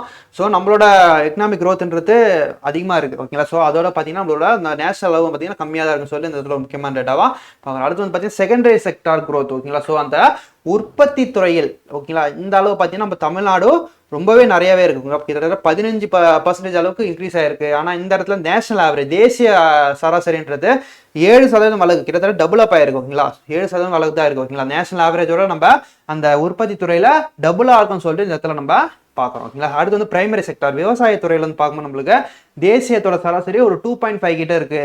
அதுவே பார்த்தீங்கன்னா நம்மளோட தமிழ்நாடோட growthன்றது கிட்டத்தட்ட 6 கிட்ட இருக்கு. ஓகேங்களா, 6 கிட்ட இருக்கு, 6% கிட்ட இருக்கு. ஸோ இதுலுமே பார்த்தீங்கன்னா ஒரு டபுள் அப்பா இருக்கும்னு சொல்லிட்டு இந்த இடத்துல ஒரு முக்கியமான டேட்டாவை பார்க்குறோம். ஸோ எல்லா வகையிலையும் கம்பேர் பண்ணும்போது தமிழ்நாடோட பொருளாதாரம்ன்றது தேசிய சராசரியை விட ஒரு நல்ல நிலைமையில இருக்குன்னு சொல்லிட்டு இந்த இடத்துல ஒரு முக்கியமான டேட்டாவா பார்க்குறோம். ஸோ அடுத்து வந்து பார்க்கும்போது தமிழ்நாட்டோட பெர் கேபிட்டா இன்கத்தின் அளவு எவ்வளோ இன்க்ரீஸ் ஆயிருக்குன்னு சொல்லிட்டு கடந்த 5 ஆண்டுகளோட ஒரு கிராஃப் தான் இந்த இடத்துல நம்ம பார்க்குறோம். அந்த வகையில் பார்க்கும்போது நம்மளுக்கு தமிழ்நாட்டோட அந்த ஒரு பெர் கேபிட்டா இன்கம் தலா வருமானத்தின் அளவு 2020-21 காலகட்டத்தில் எவ்வளோ இருந்திருக்கு? 2.096 இருந்திருக்கு. ஓகேங்களா, 2096 கோடியா இருந்திருக்கு. அதுவே வந்து பார்த்தீங்கன்னா லட்சம் கோடியா இருந்திருக்கு 2025-26. இப்போ தற்போதைய காலகட்டத்தில் இதோட அளவு பார்த்தீங்கன்னா 4.05 lakhs crore வந்து இன்க்ரீஸ் ஆயிருக்குன்னு சொல்லிட்டு இந்த இடத்துல ஒரு முக்கியமான டேட்டாவா பார்க்குறோம். ஓகேங்களா, தலா வருமானம் 4.05 lakhs வந்து இன்க்ரீஸ் ஆயிருக்குன்னு சொல்லிட்டு இந்த இடத்துல ஒரு முக்கியமான டேட்டாவா பார்க்குறோம். ஸோ அந்த வகையில் பார்க்கும்போது அடுத்ததான் வந்து நிதி பற்றாக்குறையின் அளவு எந்த அளவுக்கு நம்ம தமிழ்நாடு வந்து குறைச்சிருக்காங்கன்னு சொல்லிட்டு ஒரு டேட்டா தான் இது. ஸோ 2021-2020 ஓகேங்களா. ஸோ 2020-21 இந்த ஒரு காலகட்டம் பார்த்தீங்கன்னா நம்ம கொரோனாவை எதிர்கொண்ட ஒரு காலம், பொருளாதாரத்தில் பயங்கரமாக அடிபட்டது இந்த காலம். ஓகேங்களா, ஸோ இந்த ஒரு காலகட்டத்தில் நம்மளோட அந்த பிஸ்கல் டெபிசிட் நிதி பற்றாக்குறையின் அளவு பார்த்தீங்கன்னா கிட்டத்தட்ட நம்மளுக்கு 4.5% அளவுக்கு இருந்திருக்கு. ஓகேங்களா, இதை வந்து பார்த்தீங்கன்னா நம்ம 2026-27 இந்த நிதி ஆண்டில் பார்த்தீங்கன்னா 3% குறைச்சிருக்கோம்னு சொல்லிட்டு இந்த ஒரு முக்கியமான டேட்டாவா பார்க்குறோம். அடுத்து வந்து பார்க்கும்போது எஃப்டிஐ இன்ஃப்ளோஸ், அதாவது வெளிநாட்டில் இருக்கக்கூடிய அந்த அந்நிய முதலீடு, தமிழ்நாட்டோட அந்நிய முதலீடு எவ்வளோ இருக்குன்னு சொல்லிட்டு பார்க்கும்போது நம்மளுக்கு 2022-23 காலகட்டத்தில் $2,159 மில்லியன் இருந்தது. 2024-25 காலகட்டத்தில் $3,681 பில்லியன் நம்மளுக்கு வந்து உயர்ந்திருக்குன்னு சொல்லிட்டு இந்த இடத்துல ஒரு முக்கியமான டேட்டாவா பார்க்குறோம். இதுதான் வந்து இந்த செகண்ட் எடிட்டோரியலுக்கான முக்கியமான டேட்டாவை பார்த்துருக்கோம். இந்த எடிட்டோரியல் நம்ம என்னென்ன பார்த்தோம்? தமிழ்நாடோட வளர்ச்சி எந்த அளவுக்கு இருக்கு, தமிழ்நாடோட அந்த பொருளாதார வளர்ச்சின்றது இந்தியாவில் வந்து 2வது மாநிலமா இருக்குன்னு சொல்லிட்டு பார்த்தோம். அந்த வகையில் வந்து இதோட உற்பத்தி துறையில் வந்து தமிழ்நாடு வந்து முதல் மாநிலமா இருக்குன்னு சொல்லிட்டு பார்த்தோம் இல்லையா. ஸோ அக்ரிகல்ச்சர்லையும் சரி, செகண்டரி செக்டார் ஆகவே அந்த உற்பத்தி துறையிலும் சரி, சேவை துறையிலும் சரி, இது மூணுலையும் பார்த்தீங்கன்னா தேசிய சராசரியை விட தமிழ்நாடு ஒரு உயர்ந்த நிலையிலே இருக்குன்னு சொல்லிட்டு இந்த ஒரு முக்கியமான டேட்டா பார்த்தோம். இதுதான் வந்து இந்த ஒரு எடிட்டோரியல் பார்த்தா நம்ம முக்கியமான டேட்டா. இந்த ஒரு எடிட்டோரியல் வந்து பார்த்தீங்கன்னா தமிழ்நாடோட அந்த ஒரு எக்கனாமிக் growth, பொருளாதார வளர்ச்சி எந்த அளவுக்கு இருக்கு, அதோட ட்ரெண்ட் எந்த அளவுக்கு இருக்குன்னு சொல்லிட்டு சொல்லப்படக்கூடிய அதை பத்தின டிஸ்கஷனை தான் இந்த ஒரு எடிட்டோரியல் இருக்கு. இதுல இருக்கக்கூடிய அந்த டேட்டா, நம்பர் டேட்டா வந்து உங்களுக்கு ப்ரிலிம்ஸ் பாயிண்ட் ஆஃப் வியூ முக்கியம், மெயின்ஸ் பாயிண்ட் ஆஃப் வியூ முக்கியம். ஓகேங்களா, ஸோ இதை வந்து பார்த்தீங்கன்னா எல்லாமே வந்து படிக்கணும் அவசியம் கிடையாது. முக்கியமாக நம்ம அண்டர்லைன் பண்ணதை ப்ளஸ் போல்டு பண்ணதை மட்டும் நம்ம ஒரு ஷார்ட்ஸ் நோட்டாக எடுத்து வச்சுக்கிட்டாலே போதும். ப்ரிலிம்ஸ்லையும் யூஸ் ஆகும், நம்மளுக்கு mains point of view use ஆகும். ஓகேங்களா, ஸோ நம்ம வந்து இது மைண்ட் மேப்பாகவும் போட்டு வச்சுக்கலாம்ப்பா. மைண்ட் மேப்பாகவும் போட்டு வச்சுட்டு நம்மளுக்கு பிக்சர் ரெப்ரசன்டேஷனாக ரொம்பவே நல்லாவே புரியும். ஸோ நான் அடுத்த கிளாஸ்ல வந்து மைண்ட் மேப் எப்படி போகிறதுன்னு சொல்லி தந்துடுறேன். ஸோ அடுத்து வந்து பார்க்கும்போது அடுத்த எடிட்டோரியலாக வந்து பார்க்கும்போது நம்மளுக்கு harvesting the sun, how solar energy is powering the future of rural farming economics. ஓகேங்களா, ஸோ இதை எழுதுனது யார்? நம்மளுக்கு ஸ்ரேயாஸ் கோடா அவர்கள் தான். இது எந்த பேப்பர் ரிலீஸ் ஆயிருக்குன்னு நம்ம சொல்லிட்டு ஆல்ரெடி பார்த்தோம் இல்லையா, பிஸ்னஸ் லைன்ஸ். இது எந்த டாபிக்ல நம்மளுக்கு கவர் ஆகுதுன்னா குரூப் 1 மெயின்ஸ்ல வந்து பார்த்தீங்கன்னா ஜிஎஸ் பேப்பர் 4ல பார்ட் 3ல யூனிட் 2லையும் 3லையும் கவர் ஆகுது. ஓகேங்களா, இது ஜென்ரல் ஜியாகிரபியில் இருக்கக்கூடிய அந்த வளங்கள் ரிசோர்ஸஸ்லையும் கவர் ஆகும். எக்கனாமிக் பாயிண்ட் ஆஃப் வியூ பொருளாதார ரீதியாக அந்த எனர்ஜி ரிலேட்டட் விஷயத்துலையும் நம்மளுக்கு இது கவர் ஆகுங்க. ஸோ ஒரு முக்கியமான ஒரு எடிட்டோரியலாகவே இந்த ஒரு எடிட்டோரியல் பார்க்குறோம். இந்த ஒரு எடிட்டோரியல் வந்து குரூப் 2 மெயின்ஸ்ல நம்மளுக்கு என்ன டாப்பிக்ல கவர் ஆகுதுன்னா யூனிட் 6 மற்றும் யூனிட் 7. ஓகேங்களா, இந்த ஒரு டாப்பிக்லையும் நம்மளுக்கு வந்து கவர் ஆகுதான் இந்த இடத்துல ஒரு முக்கியமான டேட்டாவா பார்க்குறோம். அந்த வகையில் என்ன டேட்டா இருக்குன்னு உள்ள டீட்டெயிலாக பார்த்துருவோமா? இதான் அந்த பிஎம் குஷன் ஸ்கீம் சொல்லிட்டு சொல்லுவாங்க. ஓகேங்களா, ஸோ அந்த டேட்டா தான் ஃபர்ஸ்ட் இருக்கு இந்த இடத்துல. பிஎம் குஷன் ஸ்கீம்ன்றது நமக்கு 2019 காலகட்டத்தில் லான்ச் பண்ணப்பட்ட ஒரு முக்கியமான ஸ்கீமாக இந்த இடத்துல பார்க்குறோம். 2019 இந்த ஸ்கீமோட பேசிக் ஃபண்டமெண்டல்ஸ் என்னன்னு சொல்லிட்டு பார்க்கும்போது நம்மளுக்கு விவசாயம் பண்றாங்க இல்லையா, விவசாயம் பண்றவங்க ஒரு குறிப்பிட்ட பகுதியை மட்டும் தான் விவசாயம் பண்ணுவாங்க. மீதி இருக்க நிலம் தரிசு நிலமா இருந்துச்சுன்னா அந்த நிலம் வந்து வேஸ்டா தான் கிடக்கும். இந்த ஒரு நிலத்துல வந்து பாத்தீங்கன்னா அந்த சூரிய மின்தகடை வந்து லான்ச் பண்றது மூலமா சோலார் சக்தியை வந்து உற்பத்தி பண்ண முடியும் இல்லையா. ஸோ இதனால வரக்கூடிய அந்த மின்சாரத்தை வந்து விவசாயிகள் இன்னொரு பகுதியில் விவசாயம் பண்ணியிருக்காங்க இல்லையா, அந்த ஒரு இடத்துக்கு வந்து மின்சார மோட்டரை இறக்கிறதுக்கு யூஸ் பண்ணிக்கலாம். ப்ளஸ் வந்து பார்த்தீங்கன்னா அங்கே பர்டிகுலர் விவசாயம் பண்ணுறதுக்கு என்ன மின்சாரம் தேவையோ அதுக்கு வந்து யூஸ் பண்ணிக்கலாம். பேலன்ஸ் இருக்க கரண்ட்டை கவர்மெண்ட்டுக்கே சேல் பண்ணி அது மூலமாக உபரி லாபத்தை பெற்றுக்கொள்ளலாம், சர்ப்ளஸ் வந்து எக்கனாமி வந்து பெற்றுக்கொள்ளலாம்னு சொல்லிட்டு இந்த இடத்துல ஒரு முக்கியமான டேட்டா பார்க்குறேன். இதில் வந்து பிஎம் குஷனோட பேசிக் ஒரு ஃபண்டமெண்டல்ஸ். ஓகேங்களா, இது வந்து பேசிக்காக நம்ம ஸ்ட்ரக்சர் வைஸாக சொல்கிறதுனா இப்போ ஒரு நிலம் இருக்கு, இந்த நிலத்துல வந்து பார்த்தீங்கன்னா விவசாயி வந்து நெல்லோ ஏதோ ஒரு தானியமும் வந்து விளைவிக்கிறான்னு வைங்களேன். இந்த நிலம் வந்து தரிசு நிலமா இருக்கு, பக்கத்துல ஒரு நிலம், அவரோட நிலம் தான் அது. ஸோ தரிசு நிலமா இருக்கு, வேஸ்டா தான் கிடக்குது. அப்ப அந்த இடத்துல வந்து எந்த பயிருமே ஒரு போடல. இந்த ஒரு சினாரியோல வந்து பாத்தீங்கன்னா இந்த இடத்துல கவர்மெண்ட் அவர் பேசி PM குஷம் ஸ்கீம்ல வந்து பயனாளியா ஆகலாம். அந்த பயனாளி திட்டத்தின் கீழே வந்து பாத்தீங்கன்னா இந்த ஒரு நிலத்துல வந்து பாத்தீங்கன்னா சோலார் பேனல்ஸ் வந்து நம்ம வந்து இன்ஸ்டால் பண்ணலாம். கவர்மெண்ட்டே வந்து இன்ஸ்டால் பண்ணி கொடுத்துருவாங்க. இந்த சோலார் பேனல்ல வந்து மின்சாரம் ப்ரொடியூஸ் ஆகுது இல்லையா, இந்த ஒரு மின்சாரத்தை வந்து பாத்தீங்கன்னா இந்த விவசாயம் பண்ணியிருக்காரு இல்லையா, இந்த நிலத்துக்கு வந்து பம்ப் செட் இறக்கிறதுக்கு இது போன்ற விஷயங்களுக்கு வந்து பாத்தீங்கன்னா ஒரு மின்சாரத்தை வந்து பயன்படுத்திக்கலாம் ஃப்ரீயாகவே. பேலன்ஸ் இருக்கக்கூடிய மின்சாரம் இவர் யூஸ் பண்ணி பேலன்ஸ் இருக்கக்கூடிய மின்சாரம் இருக்கு பாத்தியா, இவரை வந்து கவர்மெண்ட்டுக்கே வந்து திருப்பி சேல் பண்ணிடலாம். அரசுக்கே வந்து பாத்தீங்கன்னா மத்திய அரசாங்கத்துக்கே திருப்பி வந்து சேல் பண்ணி அது மூலமாக பாத்தீங்கன்னா எக்ஸ்ட்ரா லாபத்தை வந்து பெற்றுக்கலாம்னு சொல்லிட்டு இந்த இதில் ஒரு முக்கியமான டேட்டாவை பார்க்குறோம். இதன் மூலமா வந்து பாத்தீங்கன்னா கவர்மெண்ட்டுக்குமே வந்து லாபம். ஓகேங்களா, சோலார் பேனல் வைக்கிறதுக்கு இடம் இல்லாம கவர்மெண்ட் வந்து அலையிறாங்க. ஸோ அந்த வகையில் கவர்மெண்ட்டுக்குமே இது ஒரு முக்கியமான லாபமா பார்க்குறோம். அந்த வகையில் விவசாயிக்கும் பாத்தீங்கன்னா ஒரு அடிஷனல் இன்கம் பிளஸ் அவருக்கு மின்சாரத்துக்கான செலவே கிடையாது. ஏன்னா அவர் உற்பத்தி பண்ற மின்சாரத்தை அவர் யூஸ் பண்றாரு, பேலன்ஸ் இருக்க மின்சாரத்தை கவர்மெண்ட்டுக்கு சேல் பண்ணிடுறாரு. ஓகேங்களா, இதனால வந்து அடிஷனல் இன்கமும் அவருக்கு வருது, தேவையில்லாத செலவும் குறைக்கப்படும்னு சொல்லிட்டு இந்த ஒரு முக்கியமான டேட்டா பார்க்குறோம். அந்த வகையில சோலார் திட்டம் சார்ந்த ஒரு முக்கியமான திட்டமாக தான் இந்த ஒரு திட்டத்தை பார்க்குறோம். இந்த ஒரு திட்டம் வந்து பார்த்தீங்கன்னா 2019 காலகட்டத்தில் லான்ச் பண்ணாங்க. ஸோ இந்த திட்டம் வந்து முழுமையான அச்சீவ் பண்ணப்படலை. இந்தியாவில் இருக்கக்கூடிய அனைத்து விவசாயிகளும் பார்த்தீங்கன்னா இந்த ஒரு திட்டம் வந்து போய் சேரல இந்த ஒரு நோக்கம்படி.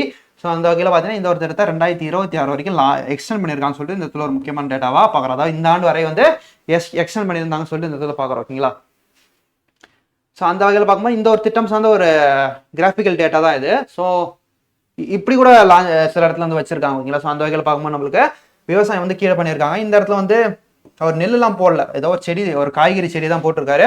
ஸோ சூரிய ஒளிக்கு தேவையான அந்த ஒரு கேப்பையும் வந்து விட்டுட்டு ஒரு ஸ்டாண்ட் மாரி வச்சுட்டு அது மேலே சோலார் பேனல் வந்து இன்ஸ்டால் பண்ணி இது மூலமா வரக்கூடிய மின்சாரத்தை வந்து பார்த்தீங்கன்னா இந்த ஒரு செடிகளுக்கு தேவையான தண்ணி இறைக்கிறதுக்கு மோட்டார் மின்சாரத்துக்கு வந்து யூஸ் பண்றாரு.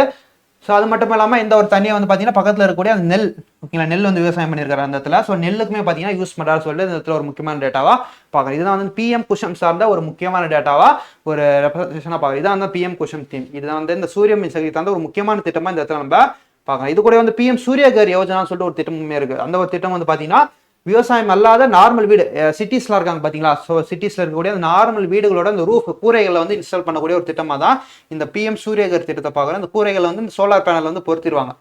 இந்த ஒரு சோலார் பேனல்மா வரக்கூடிய அந்த மின்சாரத்தை இந்த வீட்டில் இருக்கவங்க ஃப்ரீயாக வந்து பயன்படுத்திக்கலாம். அது மட்டும் இல்லாமல் அந்த ஒரு மின்சாரத்தில் எக்ஸ்ட்ரா மீறுது இல்லையா, அந்த ஒரு மின்சாரத்தை கவர்மெண்ட்டுக்கு செல் பண்ணி அது மூலமாக இன்கமும் வந்து பெற்றுக்கொள்ளலாம் சொல்லிட்டு இந்த இடத்துல பார்க்குறோம்.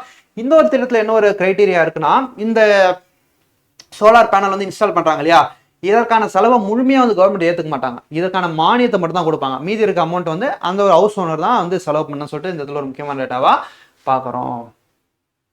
ஸோ அந்த வகையில் அந்த சூரிய மின்சக்தி சார்ந்த ஒரு திட்டமாக தான் இந்த ஒரு PM குஷம் திட்டத்தை இந்த இடத்துல பார்க்குறோம். ஸோ அது மட்டும் இல்லாமல் இந்த ஒரு திட்டம் வந்து விவசாயிகள் மத்தியில் எந்த ஒரு பொருளாதார தாக்கத்தை ஏற்படுத்திருக்குன்னு சொல்லிட்டு பார்க்கும்போது நம்மளுக்கு the farmers adopting solar technology have seen an increase in their net income ranging from the 30% to 35%. அதாவது சூரிய சக்தி தொழில்நுட்பங்களை பயன்படுத்தும் விவசாயிகளின் நிகர வருமானம் 30%லேருந்து 35%. அதாவது எக்ஸ்ட்ரா இன்கம் வருது இல்லையா, எக்ஸ்ட்ரா மின்சாரத்தை வந்து சேல் பண்ணுறது மூலமா எக்ஸ்ட்ரா இன்கம் எடுத்து வருது. ஸோ 30 முதல் 35% வரை பார்த்தீங்கன்னா அந்த ஒரு இன்கம் எடுத்து இன்க்ரீஸ் ஆகுதுன்னு சொல்லிட்டு இந்த இடத்துல ஒரு முக்கியமான டேட்டாவா பார்க்குறோம். அடுத்து வந்து பார்க்கும்போது எவால்யூஷன் இன்டூ ப்ரொசியூமர்ஸ். ஓகேங்களா, ப்ரொசியூமராக பரிணாமித்தல். ப்ரொசியூமர்னா யாரு, அதாவது a significant shift is securing where farmers are no longer just a consumer of electricity but have become active producer. இதன் மூலமா வந்து ப்ரொசியூமர் என்ன சொல்ல வராங்கன்னா, ப்ரொசியூமர் ரெண்டா பிரிச்சுக்கோங்க, ப்ரொடியூசர் பிளஸ் கன்சியூமர். ஓகேங்களா, ப்ரொடியூசர் பிளஸ் கன்சியூமர், இதுதான் வந்து நம்மளுக்கு ப்ரொசியூமர் சொல்லிட்டு சொல்றாங்க. இந்த ப்ரொடியூசர் பிளஸ் கன்சியூமர்னா இதுவரை விவசாயிகள் வந்து வெறும் வந்து கன்சியூமராக தான் இருந்துட்டு வந்தாங்க மின்சாரத்துறையில். ஓகேங்களா, ஸோ அந்த பம்ப் செட் இறக்கிறதுக்குலாம் வந்து மின்சாரத்தை வந்து கன்சியூம் பண்றவங்களா நுகர்வோராக தான் இருந்துட்டு வந்தாங்க. இந்த ஒரு திட்டத்தின் மூலமா வந்து பாத்தீங்கன்னா அவங்களே வந்து ஒரு உற்பத்தியாளராக ப்ரொடியூசரா வந்து மாறிட்டாங்க. மின்சாரத்தை ப்ரொடியூஸ் பண்ற ஒரு ப்ரொடியூசரா வந்து மாறிட்டனால இதன் மூலம் இந்த திட்டத்தின் மூலம் பார்த்தீங்கன்னா விவசாயிகள் வந்து ப்ரொசியூமர் என்று அழைக்கப்படுகிறார்கள் சொல்லிட்டு இந்த இடத்துல ஒரு முக்கியமான டேட்டாவை இந்த ஒரு எடிட்டோரியல் கொடுத்துருக்காங்கன்னு சொல்லிட்டு இந்த இடத்துல பார்க்கலாம். ஓகேங்களா, அந்த வகையில் பார்த்தீங்கன்னா innovative and land use and agrivoltaics. ஓகேங்களா, ஸோ இந்த ஒரு திட்டம் வந்து பார்த்தீங்கன்னா இனோவேட்டிவாக வந்து அந்த ஒரு தரிசு நிலத்தை பயன்படுத்தி பொருளாதாரத்தில் ஒரு ஏற்ற இடத்தை இந்த சூரிய சக்திக்கு வந்து தந்திருக்காங்கன்னு சொல்லிட்டு இந்த ஒரு முக்கியமான டேட்டாவா பார்க்குறோம். ஓகேங்களா, ஸோ அந்த வகையில் பார்த்தோம்னா to address concern about land availability the concept of agrivoltaics is being promoted. அதாவது நிலப்பற்றாக்குறை குறித்த கவலைகளை தீர்க்க அக்ரிவோல்டாயிக்ஸ் என்ற கருத்து ஊக்குவிக்கப்படுகிறது சொல்லிட்டு இந்த பார்க்குறோம். அக்ரிவோல்டாயிக்ஸ்னா ஒன்றுமே கிடையாது, வோல்ட்ன்றது இந்த இடத்துல லைட்டை குறிக்குது.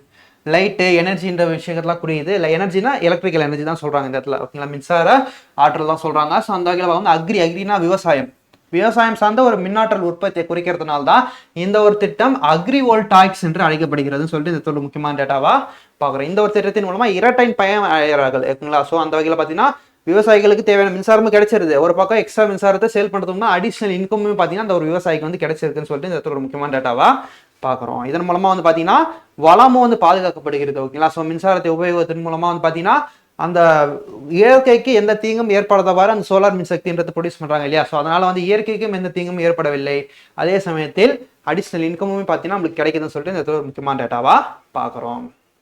இந்த ஒரு திட்டத்தை வந்து அமல்படுத்துவதற்கான முக்கியமான காரணங்கள் என்னன்னு சொல்லிட்டு இந்த ஒரு எடிட்டோரியல் டிஸ்கஸ் பண்ணியிருக்காங்க. அந்த ஒரு வகையில் வந்து பார்த்தீங்கன்னா நம்மளுக்கு காலநிலை மற்றும் சுற்றுச்சூழல் இலக்குகள் ஓகேங்களா 2026ஆம் ஆண்டு ரிலீஸ் பண்ண ரிப்போர்ட்ல வந்து பார்த்தீங்கன்னா காலநிலை ஆபத்து குறியீட்டில் இந்தியா 9வது இடத்தில், அதாவது உலகளாவிய இருக்க நாடுகள் வந்து அந்த காலநிலை ஆபத்தில் பார்த்தீங்கன்னா இந்தியா வந்து 9வது இடத்துல இருக்கான். ஸோ ஃபர்ஸ்ட்டுக்கும் 9க்கும் அவ்வளோ பெரிய கேப்லாம் கிடையாது. ஸோ உலகத்தில் இருக்க நாடுகளே வந்து பார்த்தீங்கன்னா மிகவும் அந்த ஒரு காலநிலை பாதிப்படையக்கூடிய நாடுகளில் 9வது இடத்தில் இருக்கிறதா நம்ம இந்தியா வந்து பார்க்குறோம். ஸோ இந்த ஒரு ரேங்க் மூலமாக தான் வந்து பார்த்தீங்கன்னா இந்தியா வந்து நிறைய இனிஷியேட்டிவ் எடுத்தாங்க. 2070க்குள்ள பார்த்தீங்கன்னா அந்த கார்பன் உமிழ்வை டோட்டலாக வந்து இந்தியாவில் வந்து டிஸ்போஸ் பண்ணிடுவோம், டோட்டலாக வந்து அந்த பொல்யூஷன் எடுத்து இந்தியாவில் இருக்காதுன்னு சொல்லிட்டு நம்மளுக்கு 2070 டார்கெட்டை வச்சிருந்தாங்க இல்லையா. ஸோ அந்த ஒரு டார்கெட்டை நோக்கி தான் இந்தியன் கவர்மெண்ட் வந்து பயணித்து கொண்டு இருக்கிறார்கள். அந்த வகையில் பார்க்கும்போது நம்மளுக்கு இந்த சூரிய மின்சக்தி சார்ந்த ஒரு திட்டங்களும் பார்த்தீங்கன்னா ஒரு முக்கிய முன்னெடுப்பாக இருக்குன்னு சொல்லிட்டு இந்த ஒரு முக்கியமான டேட்டாவா பார்க்குறோம். ஸோ இது மூலமா நம்ம கிரீன் எக்கானமி பசுமை பொருளாதாரத்தை நோக்கி போய் கொண்டிருக்கிறோம் சொல்லிட்டு இந்த ஒரு முக்கியமான டேட்டாவா பார்க்குறோம். ஸோ அவ்வளோதான்ப்பா இந்த எடிட்டோரியல் சார்ந்த டிஸ்கஸ் கொடுக்கப்பட்ட முக்கியமான டேட்டாவை நம்ம கம்பைல் பண்ணி கொடுத்தாச்சு. அந்த வகையில் இந்த எடிட்டோரியலில் மேஜராக எதை பற்றி டிஸ்கஸ் பண்ணால் பிஎம் குஷன் ஸ்கீம் தான், அந்த திட்டம் தான் டிஸ்கஸ் பண்ணோம். அந்த வகையில் வந்து பிஎம் குஷன் ஸ்கீம்ன்றது 2019 லான்ச் பண்ண ஒரு திட்டம். இது வந்து பார்த்தீங்கன்னா இதோட திட்டம் வந்து டார்கெட் வந்து லான்ச் முடிக்காதனால, இது ஒரு இலக்கம் வந்து கம்ப்ளீட் ஆகாதனால இந்த ஒரு திட்டம் 2026 வரை எக்ஸ்டெண்ட் பண்ணப்பட்டிருக்கு சொல்லிட்டு இந்த இடத்துல ஒரு முக்கியமான டேட்டாவா பார்க்குறோம். இந்த ஒரு திட்டத்தின் கீழே வந்து பார்த்தீங்கன்னா விவசாயிகளே ப்ரொடியூசராக உற்பத்தியாளராக மின்சார உற்பத்தியாளராக மாறுறாங்க. அந்த வகையில் பார்க்கும்போது நம்மளுக்கு விவசாயிகள் ஒரு இடத்துல வந்து விவசாயம் பண்றாங்க, நெல்லை விளைவிக்கிறாங்க, பேலன்ஸ் இருக்கக்கூடிய இடத்துல வந்து இந்த ஒரு சூரிய மின்சக்தி பிளேட்டை வந்து இன்ஸ்டால் பண்ணி அதன் மூலமா அதுலேருந்து வரக்கூடிய மின்சாரத்தை வந்து பார்த்தீங்கன்னா அந்த ஒரு பயிர்களுக்கு இப்போ மோட்டார் செட் இறக்கிறதுக்கு பயன்படுத்தி எக்ஸ்ட்ரா இருக்கக்கூடிய அந்த மின்சாரத்தை வந்து கவர்மெண்ட் சேல் பண்ணி இரட்டை பயன் அடைகிறாங்க. ஸோ அடிஷனல் இன்கமும் வருது, மின்சாரத்துக்கும் தேவையில்லாத செலவு பண்ண தேவையில்லை ஓகேங்களா. ஒரே கல்ல ரெண்டு மாங்கன்ற மாதிரி ஒரே விஷயத்துல வந்து ரெண்டு பயன் வந்து அடையிறதுனால இந்த ஒரு திட்டம் வந்து ஒரு முக்கியமான ஒரு திட்டமா இந்தியாவோட அந்த பசுமை பொருளாதாரம் சார்ந்த ஒரு திட்டத்தில் ஒரு முக்கியமான முன்னெடுப்பா இந்த ஒரு திட்டம் எடுத்து இருக்குன்னு சொல்லிட்டு இந்த ஒரு எடிட்டோரியல் நம்ம டிஸ்கஸ் பண்ணியிருந்தோம் ஓகேங்களா. ஸோ இதுதான் வந்து 3வது எடிட்டோரியல்ல முக்கியமான டேட்டா. இது நம்மளுக்கு ஜியோகிராஃபி டாபிக்லையும் சரி எக்கனாமிக் டாபிக்லையும் சரி ஒரு முக்கியமான பாயிண்ட் ஆஃப் வியூல மெயின் பாயிண்ட் ஆஃப் வியூல உதவ போகுதுன்னு சொல்லிட்டு இந்த இடத்துல ஒரு முக்கியமான டேட்டாவா பார்க்குறோம். ஸோ அடுத்து போயிடலாமா 4th எடிட்டோரியல். அடுத்த எடிட்டோரியல் என்ன டிஸ்கஸ் பண்ண போறோம்னா small hydro power plant development, அதாவது சிறு நீர்மின் சக்தி மேம்பாடுன்னு சொல்லிட்டு நம்மளுக்கு ஒரு திட்டத்தை வந்து 2026 முதல் 2031 வரை டார்கெட் வச்சு நம்மளுக்கு சென்ட்ரல் கவர்மெண்ட் சார்பில் ரிலீஸ் பண்ணியிருக்காங்க. இந்த ஒரு திட்டம் எப்படிலாம் போகுது ஓகேங்களா, இதை சார்ந்த ஒரு எடிட்டோரியலாக தான் இந்த ஒரு எடிட்டோரியல் நம்மளுக்கு பிஐபியில் ரிலீஸ் பண்ணியிருந்தாங்க. நம்ம சென்ட்ரல் கவர்மெண்டோட அஃபிஷியல் ப்ரெஸ் ரிலீஸ் வெப்சைட்டான பிஐபி ப்ரெஸ் இன்ஃபர்மேஷன் பியூரோ ஓகேங்களா. ஸோ பிஐபின்னு சொல்லிட்டு சொல்லுவோம். ஸோ இந்த ஒரு பிஐபியில் வந்து ரிலீஸ் பண்ணியிருந்தாங்க. இந்த ஒரு எடிட்டோரியல் என்ன முக்கியமான விஷயம்லாம் தந்திருக்காங்க, என்ன இலக்கு வச்சிருக்காங்க, என்ன கரண்ட்ல என்ன பொசிஷன்ல இருக்கு இந்த ஒரு நீர்மின் திட்டம்ன்றதுன்னு சொல்லிட்டு இதை சார்ந்த தகவலை நம்ம பார்க்குறோம். இந்த ஒரு திட்டமானது நம்மளுக்கு குரூப் 1 மெயின்ஸ்ல பார்த்தீங்கன்னா பேப்பர் 4ல ஜெனரல் ஸ்டடிஸ் பார்ட் 3ல யூனிட் 2லயும் யூனிட் 3லயும் நம்மளுக்கு யூஸ் ஆகும். தென் வந்து பார்த்தீங்கன்னா குரூப் 2 மெயின்ஸ்ல வந்து பார்க்கும்போது நம்மளுக்கு ஜெனரல் ஸ்டடிஸ்ல யூனிட் 6 யூனிட் 7 நம்மளுக்கு யூஸ் ஆக போகுதுன்னு சொல்லிட்டு இந்த இடத்துல ஒரு முக்கியமான டேட்டாவா பார்க்குறோம். ஸோ அடுத்து வந்து பார்க்கும்போது நம்மளுக்கு இதை பற்றின டீட்டெயில் எக்ஸ்பிளேஷன் பார்த்துருவோமா. ஸோ அந்த வகையில் small hydro power development scheme ஓகேங்களா. ஸோ இந்த ஒரு திட்டமானது 2026 முதல் 31 வரை டார்கெட் வச்சு லான்ச் பண்ண போகிறாங்க. ஸோ அந்த வகையில் பார்க்கும்போது நம்மளுக்கு இந்த ஸ்கீமோட ஓவர்வியூ, ஸ்கீமோட மேலோட்டம், திட்டத்தின் மேலோட்டம் எந்த வகையில் இருக்குன்னு சொல்லிட்டு பார்க்கும்போது நம்மளுக்கு அதே தான் 2026 31 வரை இந்த ஒரு திட்டம் வந்து டார்கெட் வச்சிருக்காங்க. இந்த ஒரு திட்டத்தோட மொத்த மதிப்பு எவ்வளோன்னு சொல்லிட்டு பார்க்கும்போது நம்மளுக்கு 2584.60 கோடி ஓகேங்களா. 2584.60 crores இந்த இடத்துல பார்க்குறோம். நீர்மின் திட்டம் தான்ப்பா, நீரிலிருந்து மின்சாரத்தை எடுக்கக்கூடிய ஒரு திட்டமாக தான் இந்த இடத்துல ஒரு திட்டம் இருக்கும். இது வந்து டேம்ல வந்து லான்ச் பண்ணுவாங்க. டேம்ல அந்த தண்ணி பாயுது இல்லையா, இந்த தண்ணியோட ஸ்பீடு ஓகேங்களா, இந்த ஒரு ஸ்பீடை வந்து டர்பன் ஓகேங்களா, ஸ்பீடாக சுத்தக்கூடிய டர்பன்ல அந்த ஒரு ஸ்பீடு மூலமா அந்த டர்பனை ஸ்பீடாக சுத்த வச்சு இது மூலமா எடுக்கக்கூடிய ஒரு மின்சாரம் தான் இந்த ஒரு ஹைட்ரோ பவர் ஸ்டேஷன்ன்றது இருக்கும் ஓகேங்களா. ஸோ அந்த வகையில் பார்த்தீங்கன்னா இந்த ஒரு திட்டம் வந்து அமல்படுத்த போறாங்க.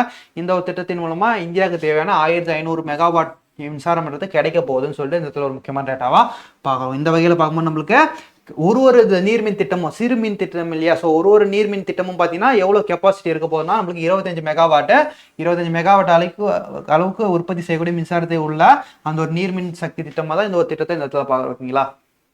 ஸோ அந்த வகையில் பார்க்கும்போது north eastern and border region இந்த ஒரு ஸ்டேட்ல எவ்வளோ அமௌண்ட் அலோகேட் பண்ணிருக்காங்க சொல்லிட்டு இந்த திட்டத்திற்காக சொல்லிட்டு பார்க்கணும் நம்மளுக்கு வடகிழக்கு மற்றும் எல்லை பகுதிகளில் ஓகேங்களா. ஸோ கிட்டத்தட்ட நம்மளுக்கு 3.6 crore பெர் மெகாவாட் ஓகேங்களா. ஸோ 3.6 கோடி அளவுக்கு தொகையை வந்து பார்த்தீங்கன்னா ஒரு மெகாவாட்டுக்கு வந்து கணக்கு வச்சு பார்த்தீங்கன்னா கவர்மெண்ட் சைடு அலோகேட் பண்ணியிருக்காங்க.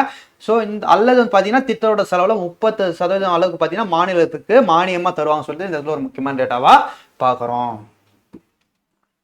ஸோ அது மட்டும் இல்லாமல் ஸ்டாண்டர்ட் சப்போர்ட் மற்ற இந்த வடகிழக்கு மாநிலங்களை தவிர மற்ற மாநிலங்களில் எவ்வளோ தரப்போறாங்கன்னா மானியம்ன்றது ஒரு மெகாவாட்டுக்கு 2.4 கோடி அளவுக்கு மானியம், அல்லது அந்த ப்ராஜெக்டோட மொத்த செலவுல 20% அளவுக்கு சென்ட்ரல் கவர்மெண்ட் தந்துருவாங்க சொல்லிட்டு இந்த இடத்துல ஒரு முக்கியமான டேட்டாவா பார்க்குறோம்.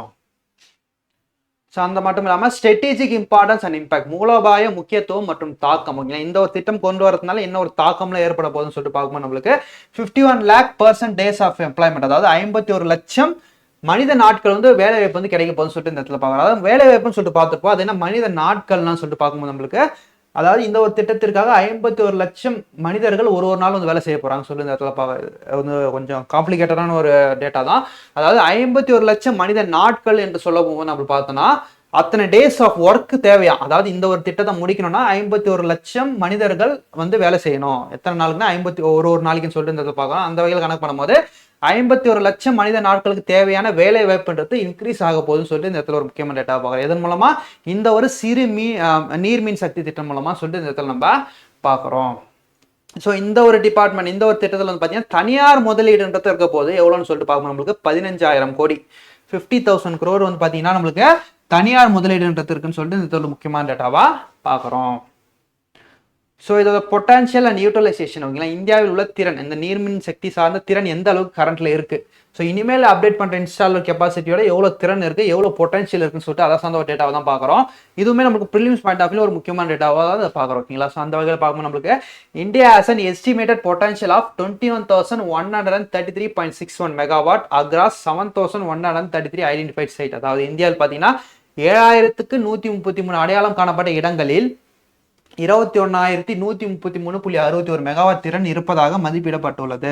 இவ்வளோ கெப்பாசிட்டி அளவுக்கு பார்த்தீங்கன்னா நம்மளுக்கு நீர்மின் சக்தி மின்சாரம் ப்ரொடியூஸ் பண்ணுற அளவுக்கு நம்மளுக்கு இந்தியாவில் கெப்பாசிட்டி இருக்குன்னு சொல்லிட்டு ஐடென்டிஃபை பண்ணியிருக்காங்க. அந்த வகையில் பார்க்கும்போது நம்மளுக்கு as of early 2026 5,171 megawatt has been harness which is approximately 24.5% of total potential. அந்த வகையில் 21,000 அளவுக்கு மெகாவாட் மின்சாரத்தை ப்ரொடியூஸ் பண்ணக்கூடிய கெப்பாசிட்டி இருந்தாலுமே கூட 2026 முதல் ஆண்டு தான் இல்லையா. ஸோ 2031 வரைக்கும் இதோட டார்கெட் வச்சிருக்காங்க. 2026 வரைக்கும் என்ன டார்கெட் வச்சிருக்காங்கன்னா இந்த ஒரு 21,000ல் 5,171 மெகாவாட் அளவுக்கு மின்சாரத்தை ப்ரொடியூஸ் பண்ணக்கூடிய அந்த நீர்மின் சக்தி திட்டத்தை தொடங்குறதுக்கு ஒரு ஷார்ட் பிளான் ஒரு ஷார்ட் கோலா வந்து இந்த ஒரு திட்டத்தின் கீழே அறிவிச்சிருக்காங்க சொல்லி இந்த ஒரு முக்கியமான டேட்டாவா பார்க்குறோம். ஸோ அந்த வகையில் பார்க்கும்போது இதோட ஸ்பிளிட் அப்ஸ் எப்படி இருக்க போகுதுன்னா இந்த ஒரு திட்டத்து வந்து 21,000 மெகாவாட்ல ஸ்பிளிட் அப்ஸ் எந்த அளவுக்கு இருக்க போகுதுன்னா வடக்கு மாநிலங்கள் வடக்கு ஜோன்ல இருக்கிறதுக்கு பார்த்தீங்கன்னா 7,978 கெப்பாசிட்டி உள்ள மெகாவாட் மின்சாரம் அமைக்கக்கூடிய அந்த சிறு நீர்மின் சக்தி திட்டத்தை தொடங்க போறாங்க. தெற்கு மண்டலத்துல சவுத் ஸ்டேட்ஸ்ல வந்து பார்த்தீங்கன்னா 5,490 மெகாவாட் அளவுக்கு, நார்த் ஈஸ்டர்ன் ரீஜன்ல பார்த்தீங்கன்னா 3,262 மெகாவாட் அளவுக்கு பார்த்தீங்கன்னா அந்த மின்சாரத்தை உற்பத்தி செய்யக்கூடிய அளவுக்கு கெப்பாசிட்டி உள்ள அந்த நீர்மின் சக்தி நிலையங்கள் வந்து ஓப்பன் பண்ண போறாங்கன்னு சொல்லிட்டு மண்டலம் வைஸா அந்த ஒரு ஸ்பிளிட் இந்த இடத்துல நம்ம பார்க்குறோம். ஸோ அந்த வகையில் பார்க்கும்போது நம்மளுக்கு இந்தியாவோட தற்போது அந்த நீர்மின் சக்தி சார்ந்த சாத்தியக்கூறுகள் எந்த அளவுக்கு இருக்குன்னு சொல்லிட்டு பார்க்கும்போது நம்மளுக்கு இந்தியாவில் பொட்டன்ஷியல் டோட்டல் பொட்டன்ஷியல் இருக்கக்கூடிய நீர் ஆதாரத்தில் இருக்கக்கூடிய அந்த ஒரு வாட்டர் ரிசோர்ஸ்ல நம்மளால எந்த அளவுக்கு மின்சாரத்தை அதிகபட்சமாக எடுக்க முடியும்னா 21,133 மெகாவாட் ஓகேங்களா. 21,133 மெகாவாட் எத்தனை இடங்களை வந்து அடையாளம் கண்டிருக்காங்கன்னா 7,133 இடங்களை வந்து அடையாளம் கண்டிருக்காங்க. இதுல வந்து 2026 என்ன டார்கெட்டை வச்சிருக்காங்கன்னா 5,171 மெகாவாட் அளவுக்கு மின்சாரத்தை எடுக்க போறாங்களாம்பா. ஸோ எத்தனை இடங்கள்ல வந்து 1,202 இது அடுத்து வரக்கூடிய 4 ஆண்டுகள் பார்த்தீங்கன்னா இந்த ஒரு டார்கெட் வந்து அச்சீவ் பண்ணிடுறாங்க சொல்லிட்டு இந்த இடத்துல நம்ம பார்க்கலாம். இதுதான் வந்து எடுக்கக்கூடிய அளவு மொத்த அளவு இவ்வளவுதான் கெப்பாசிட்டியா இந்தியாவில் வந்து நீர்மின் சக்தின்றது. இந்த ஒரு கெப்பாசிட்டியில 2026 எவ்வளவு எடுக்க போறதா டார்கெட் வச்சிருந்தாங்க வெறும் 5,000 தான். 5,171 எத்தனை இடங்கள்ல வந்து 1,202. இந்த 2031 பார்த்தீங்கன்னா நம்ம இந்த டார்கெட் வந்து அச்சீவ் பண்ணிருக்கோம் சொல்லிட்டு இந்த இடத்துல ஒரு முக்கியமான டேட்டாவா பார்க்குறோம். ஸோ அடுத்து வந்து பார்க்கும்போது ரீஜன் வைஸாக நம்ம பார்த்தோம் இல்லையா. ஸோ ரீஜன் வைஸாக அந்த நீர்மின் சக்தியின் அளவு எவ்வளோ கெப்பாசிட்டி இருக்குன்னு சொல்லிட்டு பார்க்கும்போது நார்த்தன் ஸ்டேட்ஸ் வடக்கு மாநிலங்களில் 7,978 மெகாவாட் அளவுக்கு இருக்குப்பா ஓகேங்களா. ஸோ நார்த் ஈஸ்டர்ன் ரீஜன் வடகிழக்கு மாநிலங்களில் 3,262 மெகாவாட் அளவுக்கு நம்ம வந்து அந்த நீர்மின் சக்தி மின்சாரத்தை எடுக்கக்கூடிய கெப்பாசிட்டி இருக்கு. நெக்ஸ்ட் வெஸ்டர்ன் ரீஜன்ஸ் மேற்கத்திய மாநிலங்களில் 2963 மெகாவாட் அளவுக்கு எடுக்கலாம். நெக்ஸ்ட் வந்து பார்த்தீங்கன்னா கிழக்கு மாநிலங்களில் 1440 மெகாவாட் வரைக்கும் மின்சாரத்தை எடுக்கக்கூடிய சாத்தியக்கூறுகள் இருக்கு. தென் மாநிலங்களில் 5490 மெகாவாட் அளவுக்கு நீர்மின் சக்தி மின்சாரம் எடுக்கக்கூடிய அந்த ஒரு கெப்பாசிட்டி பொட்டன்ஷியல்ன்றது இருக்குன்னு சொல்லிட்டு இந்த இடத்துல ஒரு பைச்சார்ட்டை நம்ம பார்க்குறோம். ஸோ அந்த வகையில் லீடிங் ஜோன்ஸாக வந்து பார்த்தீங்கன்னா நம்மளுக்கு நார்த்தன் ஜோன்ஸ் இருக்கு, southern regions, north eastern regions. இந்த 3 பகுதிகள் தான் பார்த்தீங்கன்னா நீர்மின் சக்தி இருக்கக்கூடிய ஒரு முன்னிலை மண்டலங்களாக இருக்கு, முன்னிலை மாநிலங்களாக இருக்குன்னு சொல்லிட்டு இந்த இடத்துல ஒரு முக்கியமான டேட்டாவா பார்க்குறோம். ஸோ அது மட்டும் இல்லாமல் மாநிலங்கள் வைஸா அதிகபட்சமாக அந்த ஒரு நீர்மின் சக்தி எடுக்கக்கூடிய மின்சாரம் எடுத்து எவ்வளோ இருக்குன்னு சொல்லிட்டு பார்க்கும்போது நம்மளுக்கு ஜம்மு அண்ட் காஷ்மீர் தான் வந்து பார்த்தீங்கன்னா 1312 மெகாவாட் அளவுக்கு கெப்பாசிட்டி இருக்கு. இதுல வந்து பார்த்தீங்கன்னா இந்த 2026க்குள்ள 190 மெகாவாட் அளவுக்கு மின்சாரத்தை எடுக்கக்கூடிய ஒரு டார்கெட்டை வச்சிருக்காங்க. அண்ட் தென் பார்த்தீங்கன்னா லடாக்ல வந்து பார்த்தீங்கன்னா 396 வரைக்கும் கெப்பாசிட்டி இருக்கு, பொட்டன்ஷியல் இருக்கு. ஆனால் டார்கெட் வந்து 46 தான் வச்சிருக்காங்க. நெக்ஸ்ட் ஹிமாச்சல் பிரதேசம். ஓகே, ஹிமாச்சல் பிரதேசம் வந்து பார்க்கும்போது நம்மளுக்கு 3460 மெகாவாட் வரைக்கும் எடுக்கக்கூடிய அந்த சாத்திய கூறுகள் இருந்தாலுமே கூட 1013 தான் தற்போதைய 2026க்கு டார்கெட்டை வச்சிருக்காங்க. பஞ்சாப் மாநிலத்தில் பார்த்த வரைக்கும் நம்மளுக்கு 578 அளவுக்கு கெப்பாசிட்டி இருக்கு. பட் ஆனால் 176 தான் 2026க்கு டார்கெட்டா வச்சிருக்காங்க. உத்தராகண்ட் மாநிலம், ஓகே, உத்தராகண்ட் மாநிலத்தில் வந்து பார்த்தீங்கன்னா 1664 வரைக்கும் அந்த நீர்மின் சக்தி மின்சாரம் எடுக்கக்கூடிய அந்த ஒரு சாத்தியக்கூறுகள் இருந்தாலுமே கூட 2026ல 234 மெகாவாட் தான் வந்து டார்கெட்டா வச்சிருக்காங்கன்னு சொல்லிட்டு இந்த ஒரு முக்கியமான டேட்டாவா பார்க்குறோம். ஸோ அது மட்டும் இல்லாமல் லாஸ்டா உத்தரப்பிரதேச மாநிலத்தில் வந்து பார்த்தீங்கன்னா 461 மெகாவாட் அளவுக்கு மின்சாரத்தை எடுக்கக்கூடிய அந்த சாத்தியக்கூறுகள் இருந்தாலுமே கூட 51 மெகாவாட் தான் எடுக்க போறாங்கன்னு சொல்லிட்டு இந்த ஒரு ஆண்டை இந்த இடத்துல நம்ம பார்க்கணும். இதான் வந்து வடக்கத்திய மாநிலங்களில் எவ்வளோ ஸ்பிளிட் அப்ஸ் இருக்கு, எந்த மாநிலங்களில் எவ்வளோ வந்து இந்த ஒரு திட்டம் வந்து லான்ச் பண்ண போறாங்கன்னு சொல்லிட்டு நம்ம இந்த இடத்துல பார்க்குறோம். ஸோ அதோட இந்த ஒரு எடிட்டோரியல்ஸ் எனக்கு முடிஞ்சிச்சு. இந்த ஒரு எடிட்டோரியல் நம்ம என்ன பார்த்தோம், நீர்மின் சக்தி சார்ந்த ஒரு திட்டம். இது வந்து பார்த்தீங்கன்னா 2026லேருந்து 31 வரைக்கும் டார்கெட் வச்சிருக்காங்க. ஓகேங்களா, இந்த ஒரு டார்கெட்டுக்குள்ள நம்ம வந்து 21,171 மெகாவாட் அளவுக்கு பார்த்தீங்கன்னா அந்த நீர்மின் சக்தி எலக்ட்ரிசிட்டின்றது எடுக்க போறோம்னு சொல்லி டார்கெட் வச்சிருக்கோம். அதோட இந்த ஆண்டுக்கான டார்கெட்டை நம்ம 5000 மெகாவாட்டை நம்ம அச்சீவ் பண்ண போறோம். ஓகேங்களா, ஸோ அதுதான் வந்து இந்த ஒரு எடிட்டோரியல் ஒரு முக்கியமான டேட்டாவை பார்க்குறோம். இது நம்மளுக்கு ஜாகிரபிலையும் சரி, எக்கனாமிக் பாயிண்ட் ஆஃப் வியூலையும் சரி ஒரு முக்கியமான ஒரு எடிட்டோரியலா இந்த ஒரு எடிட்டோரியல் நம்மளுக்கு பார்க்குறோம். இது வந்து பார்த்தீங்கன்னா ப்ரிலிம்ஸ் பாயிண்ட் ஆஃப் வியூலையும் கூட பார்த்தீங்கன்னா நம்மளுக்கு இந்த ஒரு டேட்டாஸ்ன்றது டேட்டா பாயிண்ட்ஸ் ரொம்ப முக்கியமான பாயிண்ட்ஸ் இந்த இடத்துல நம்ம பார்க்குறோம். இதுதான் வந்து 4வது எடிட்டோரியல். கடைசி final editorial of the week என்ன இருக்குன்னு சொல்லிட்டு பார்க்கும்போது நம்மளுக்கு mass merger or defection, MPs BJP speech highlight and constitutional issues. ஓகேங்களா, ஸோ ரீசெண்டாக வந்து இது வந்து பார்த்தீங்கன்னா ஹிந்துஸ்தான் டைம்ஸில் வெளியான ஒரு எடிட்டோரியல் தான் பார்க்குறோம். இந்த ஒரு எடிட்டோரியல் பார்த்தீங்கன்னா யாரால எழுதப்பட்டிருக்குன்னு சொல்லிட்டு பார்க்கும்போது நம்மளுக்கு அமித் ஆனந்த் திவாரி. ஓகேங்களா, அமித் ஆனந்த் திவாரியால் தான் எழுதப்பட்ட ஒரு எடிட்டோரியலாக இந்த ஒரு எடிட்டோரியலை பார்க்குறோம். இது நம்மளுக்கு பாலிட்டி பாயிண்ட் ஆஃப் வியூல ரொம்பவே முக்கியமானது, மெயின்ஸ் பாயிண்ட் ஆஃப் வியூல. அந்த வகையில் குரூப் 1 மெயின்ஸில் வந்து பார்த்தீங்கன்னா பேப்பர் 3ல ஜெனரல் ஸ்டடிஸ் 2 யூனிட் 1ல வந்து ஒரு முக்கியமான ஒரு எடிட்டோரியலாகவே இந்த ஒரு எடிட்டோரியலை பார்க்குறோம். குரூப் 2 மெயின்ஸ் வந்து பார்க்கும்போது நம்மளுக்கு ஜெனரல் ஸ்டடிஸ்ல யூனிட் 5ல பாலிட்டி டாபிக்ல ஒரு முக்கியமான ஒரு டாப்பிக்கா இந்த ஒரு டாப்பிக்கை பார்க்குறோம். அந்த வகையில் பார்க்கும்போது ரீசெண்டாக வந்து பார்க்கும்போது நம்மளுக்கு இந்த ஒரு எடிட்டோரியல் நம்மளுக்கு என்ன சொல்லுதுன்னா, ரீசெண்டாக கரண்ட் அஃபேர்ஸ்ல வந்த ராஜ்யசபா எம்பிஸ் ஒரு 7 பேர் பார்த்தீங்கன்னா ஆம் ஆத்மி பார்ட்டியை சேர்ந்தவங்க பிஜேபியில் போயிட்டு ஜாயின் ஆனாங்க. இருந்தாலுமே கூட அவங்களோட பதவி வந்து பறிக்கப்படவில்லைன்னு சொல்லிட்டு நம்ம பார்த்துருப்போம். ஓகேங்களா, ஸோ அந்த ஒரு பதவி பறிக்கப்படாததுக்கான காரணம் என்ன, இதெல்லாம் வந்து அனலைஸ் பண்ணி தான் வந்து இந்த ஒரு எடிட்டோரியல் எடுத்து எழுதியிருப்பாங்க. ஸோ அந்த வகையில் பார்க்கும்போது இதோட பேக்ரவுண்ட் டேட்டா எங்கே போகுதுன்னு சொல்லிட்டு பார்க்கும்போது நம்மளுக்கு ராஜ்யசபால நம்மளோட மாநிலங்களவை என்று சொல்லப்படக்கூடிய ராஜ்யசபால வந்து பார்த்தீங்கன்னா நம்மளுக்கு மொத்தமாக வந்து ஆம் ஆத்மி பார்ட்டி இருக்காங்களா, அவங்களோட மொத்த எம்பிஸ் வந்து பார்த்தீங்கன்னா நம்மளுக்கு கிட்டத்தட்ட நம்மளுக்கு 11 பேர். ஓகேங்களா, 11 மெம்பர்ஸ். அதில் வந்து பார்த்தீங்கன்னா நம்மளுக்கு இவங்க 11 பேர்ல 2/3 மெஜாரிட்டினா நம்மளுக்கு 7 பேர். இந்த 7 பேரும் பார்த்தீங்கன்னா நம்மளுக்கு பிஜேபியில் போயிட்டு ஜாயின் ஆனாங்க. ரீசெண்டாக பிஜேபியில் போயிட்டு ஜாயின் ஆனாங்க. ஸோ இந்த ஒரு காரணத்தெல்லாம் வந்து பிஜேபியில் ஜாயின் ஆனதுனால கட்சி தாவல் தடை சட்டம் இவங்க மேலே அமலாகி இவங்களோட அந்த எம்பி பதவின்றது பறிக்கப்பட்டிருக்க வேண்டும். ஆனால் பறிக்கப்படவில்லை. இதற்கான காரணம் என்னன்னு சொல்லிட்டு பார்க்கும்போது நம்மளுக்கு இந்த ஒரு கட்சி தாவல் சட்டம் என்றது நம்மளுக்கு எப்போ வந்து அமலாகுதுன்னா 1968 காலகட்டத்தில் கயாலால்னு ஒரு ஹரியானா எம்எல்ஏ இருக்காரு. கயாலால்னு சொல்லிட்டு நம்மளுக்கு ஒரு ஹரியானா எம்எல்ஏ இருக்காரு. இந்த கயாலால்ன்றவர் வந்து ஹரியானா சேர்ந்த ஒரு எம்எல்ஏ. இவர் வந்து பார்த்தீங்கன்னா 1968 காலத்தெல்லாம் பார்த்தீங்கன்னா கட்சி தாவல் தடை சட்டம்லாம் கிடையாது. ஓகேங்களா, 85ல் தான் கொண்டு வந்தாங்க. கயாலால்ன்றது 68 காலகட்டத்தில் இருந்த ஒரு ஹரியானா எம்எல்ஏ. அவர் வந்து குதிரை பேரம், பணம், இந்த மாதிரி விஷயத்தினால வந்து பார்த்தீங்கன்னா ஒரே நாளில் 3 கட்சிக்கு வந்து மாறி இருப்பார். ஃபர்ஸ்ட் வந்து காங்கிரஸ்ல இருந்திருப்பாரு, நெக்ஸ்ட் வந்து ஐக்கிய முற்போக்கு கூட்டணிக்கு மாறி இருப்பாரு, திரும்பி பார்த்தீங்கன்னா காங்கிரஸ், ஒரே நாளில் 3 கட்சிக்கு வந்து மாறி இருப்பார். இதெல்லாம் பார்த்துட்டு இதை தொடர்ந்து நிறைய பேர் வந்து கட்சி தாவல் அதிகமாகவே பண்ணாங்க. இதனால வந்து அந்த மக்களோட ஜனநாயகம்ன்றது பாதிக்கப்படுது. மக்கள் வந்து ஒரு பர்டிகுலர் கட்சியை நம்பி தான் வந்து ஒரு வேட்பாளருக்கு வந்து ஓட் போடுறாங்க. ஆனால் வந்து வேட்பாளர் வந்து செலக்ட் ஆகிட்டதுக்கு அப்புறம் வந்து கட்சி மாறுறதுன்றது பார்த்தீங்கன்னா அந்த ஒரு ஜனநாயகத்துக்கு எதிரான ஒரு செயலை சொல்லிட்டு 1985 காலகட்டத்தில் 52வது சட்டத்திருத்தத்தின் மூலமா 10வது அட்டவணையில தான் சேர்த்தாங்க கட்சி தாவல் தடை சட்டம் சொல்லிட்டு இந்த இடத்துல ஒரு முக்கியமான டேட்டாவா பார்க்குறோம். ஸோ இந்த கட்சி தாவல் தடை சட்டத்தின் கீழே வந்து பார்த்தீங்கன்னா எந்த ஒரு எம்எல்ஏவோ எந்த ஒரு எம்பியும் பார்த்தீங்கன்னா கட்சியோட இன்ஃபர்மேஷன் கட்சியோட அந்த ஒரு பர்மிஷன் இல்லாமல் வேற ஒரு கட்சிக்கு வந்து மாறினாங்கன்னா அவங்களோட எம்எல்ஏ அண்ட் எம்பி சீட் வந்து பறிக்கப்படும் சொல்லிட்டு இந்த ஒரு சட்டத்தின் கீழே ஒரு முக்கியமான அம்சமாக கொண்டு வந்தாங்க. இந்த அம்சத்தின் கீழே ஒரு முக்கியமான ஒரு பாயிண்ட்டுமே கொடுத்தாங்க. அதாவது இன் சர்டன் சினாரியோ 1/3 பங்கு அளவு பார்த்தீங்கன்னா ஷேர் அளவு பார்த்தீங்கன்னா எம்பிஓ எம்எல்ஏவோ வேற ஒரு கட்சிக்கு டிரான்ஸ்ஃபர் ஆனாங்கன்னா அவங்களோட பதவி வந்து பறிக்கப்படாதுன்னு சொல்லிட்டு ஒரு எக்ஸப்ஷனான ஒரு விஷயத்த கொடுத்தாங்க. அதாவது என்ன சொல்ல வராங்கன்னா இப்போ வந்து ஒரு சட்டமன்றத்தில் ஒரு கட்சியை சேர்ந்த 3 எம்எல்ஏ இருக்காங்கன்னு வச்சுக்கோங்களேன். இந்த 3 எம்எல்ஏல ஒரு எம்எல்ஏ வந்து பார்த்தீங்கன்னா வேற ஒரு கட்சிக்கு போனாலுமே கூட அவங்களோட பதவின்றது பறிக்கப்படாது. ஏன்னா வந்து 1/3 ஒரு எக்ஸப்ஷன்ல இந்த சட்டம் கொடுத்தனால நம்மளுக்கு வந்து அந்த ஒரு சட்டத்தின் கீழே வேற ஒரு கட்சிக்கு போயிருந்தாங்கன்னா இன்னொரு எக்ஸாம்பிள் வச்சு சொன்னாலும் கூட ஒரு சட்டமன்றத்தில் பார்த்தீங்கன்னா ஒரு கட்சியை சேர்ந்த எம்எல்ஏகள் 150 பேர் இருக்காங்க. ஓகேங்களா, 150 பேர் இருக்காங்க. இந்த 150 பேர்ல 1/3 ரேஷியோனா எவ்வளோ? 50 பேர். 3ல் ஒரு பாகனா 50 பேர் இல்லையா? இந்த ஒரு 50 பேர் வந்து பார்த்தீங்கன்னா வேற ஒரு கட்சிக்கு டிரான்ஸ்ஃபர் ஆயிட்டாங்கன்னா என்ன ஆயிடுவாங்க? 1/3 ரேஷியோவில் வந்து பார்த்தீங்கன்னா கால்வாசி பேர் வந்து வேற ஒரு கட்சிக்கு போயிட்டாங்க. அப்போ அந்த பட்சத்தில் வந்து பார்த்தீங்கன்னா இந்த ஒரு சட்டத்தின் கீழே ஒரு எக்ஸப்ஷனாக 1/3 மெஜாரிட்டி இருக்கு இல்லையா?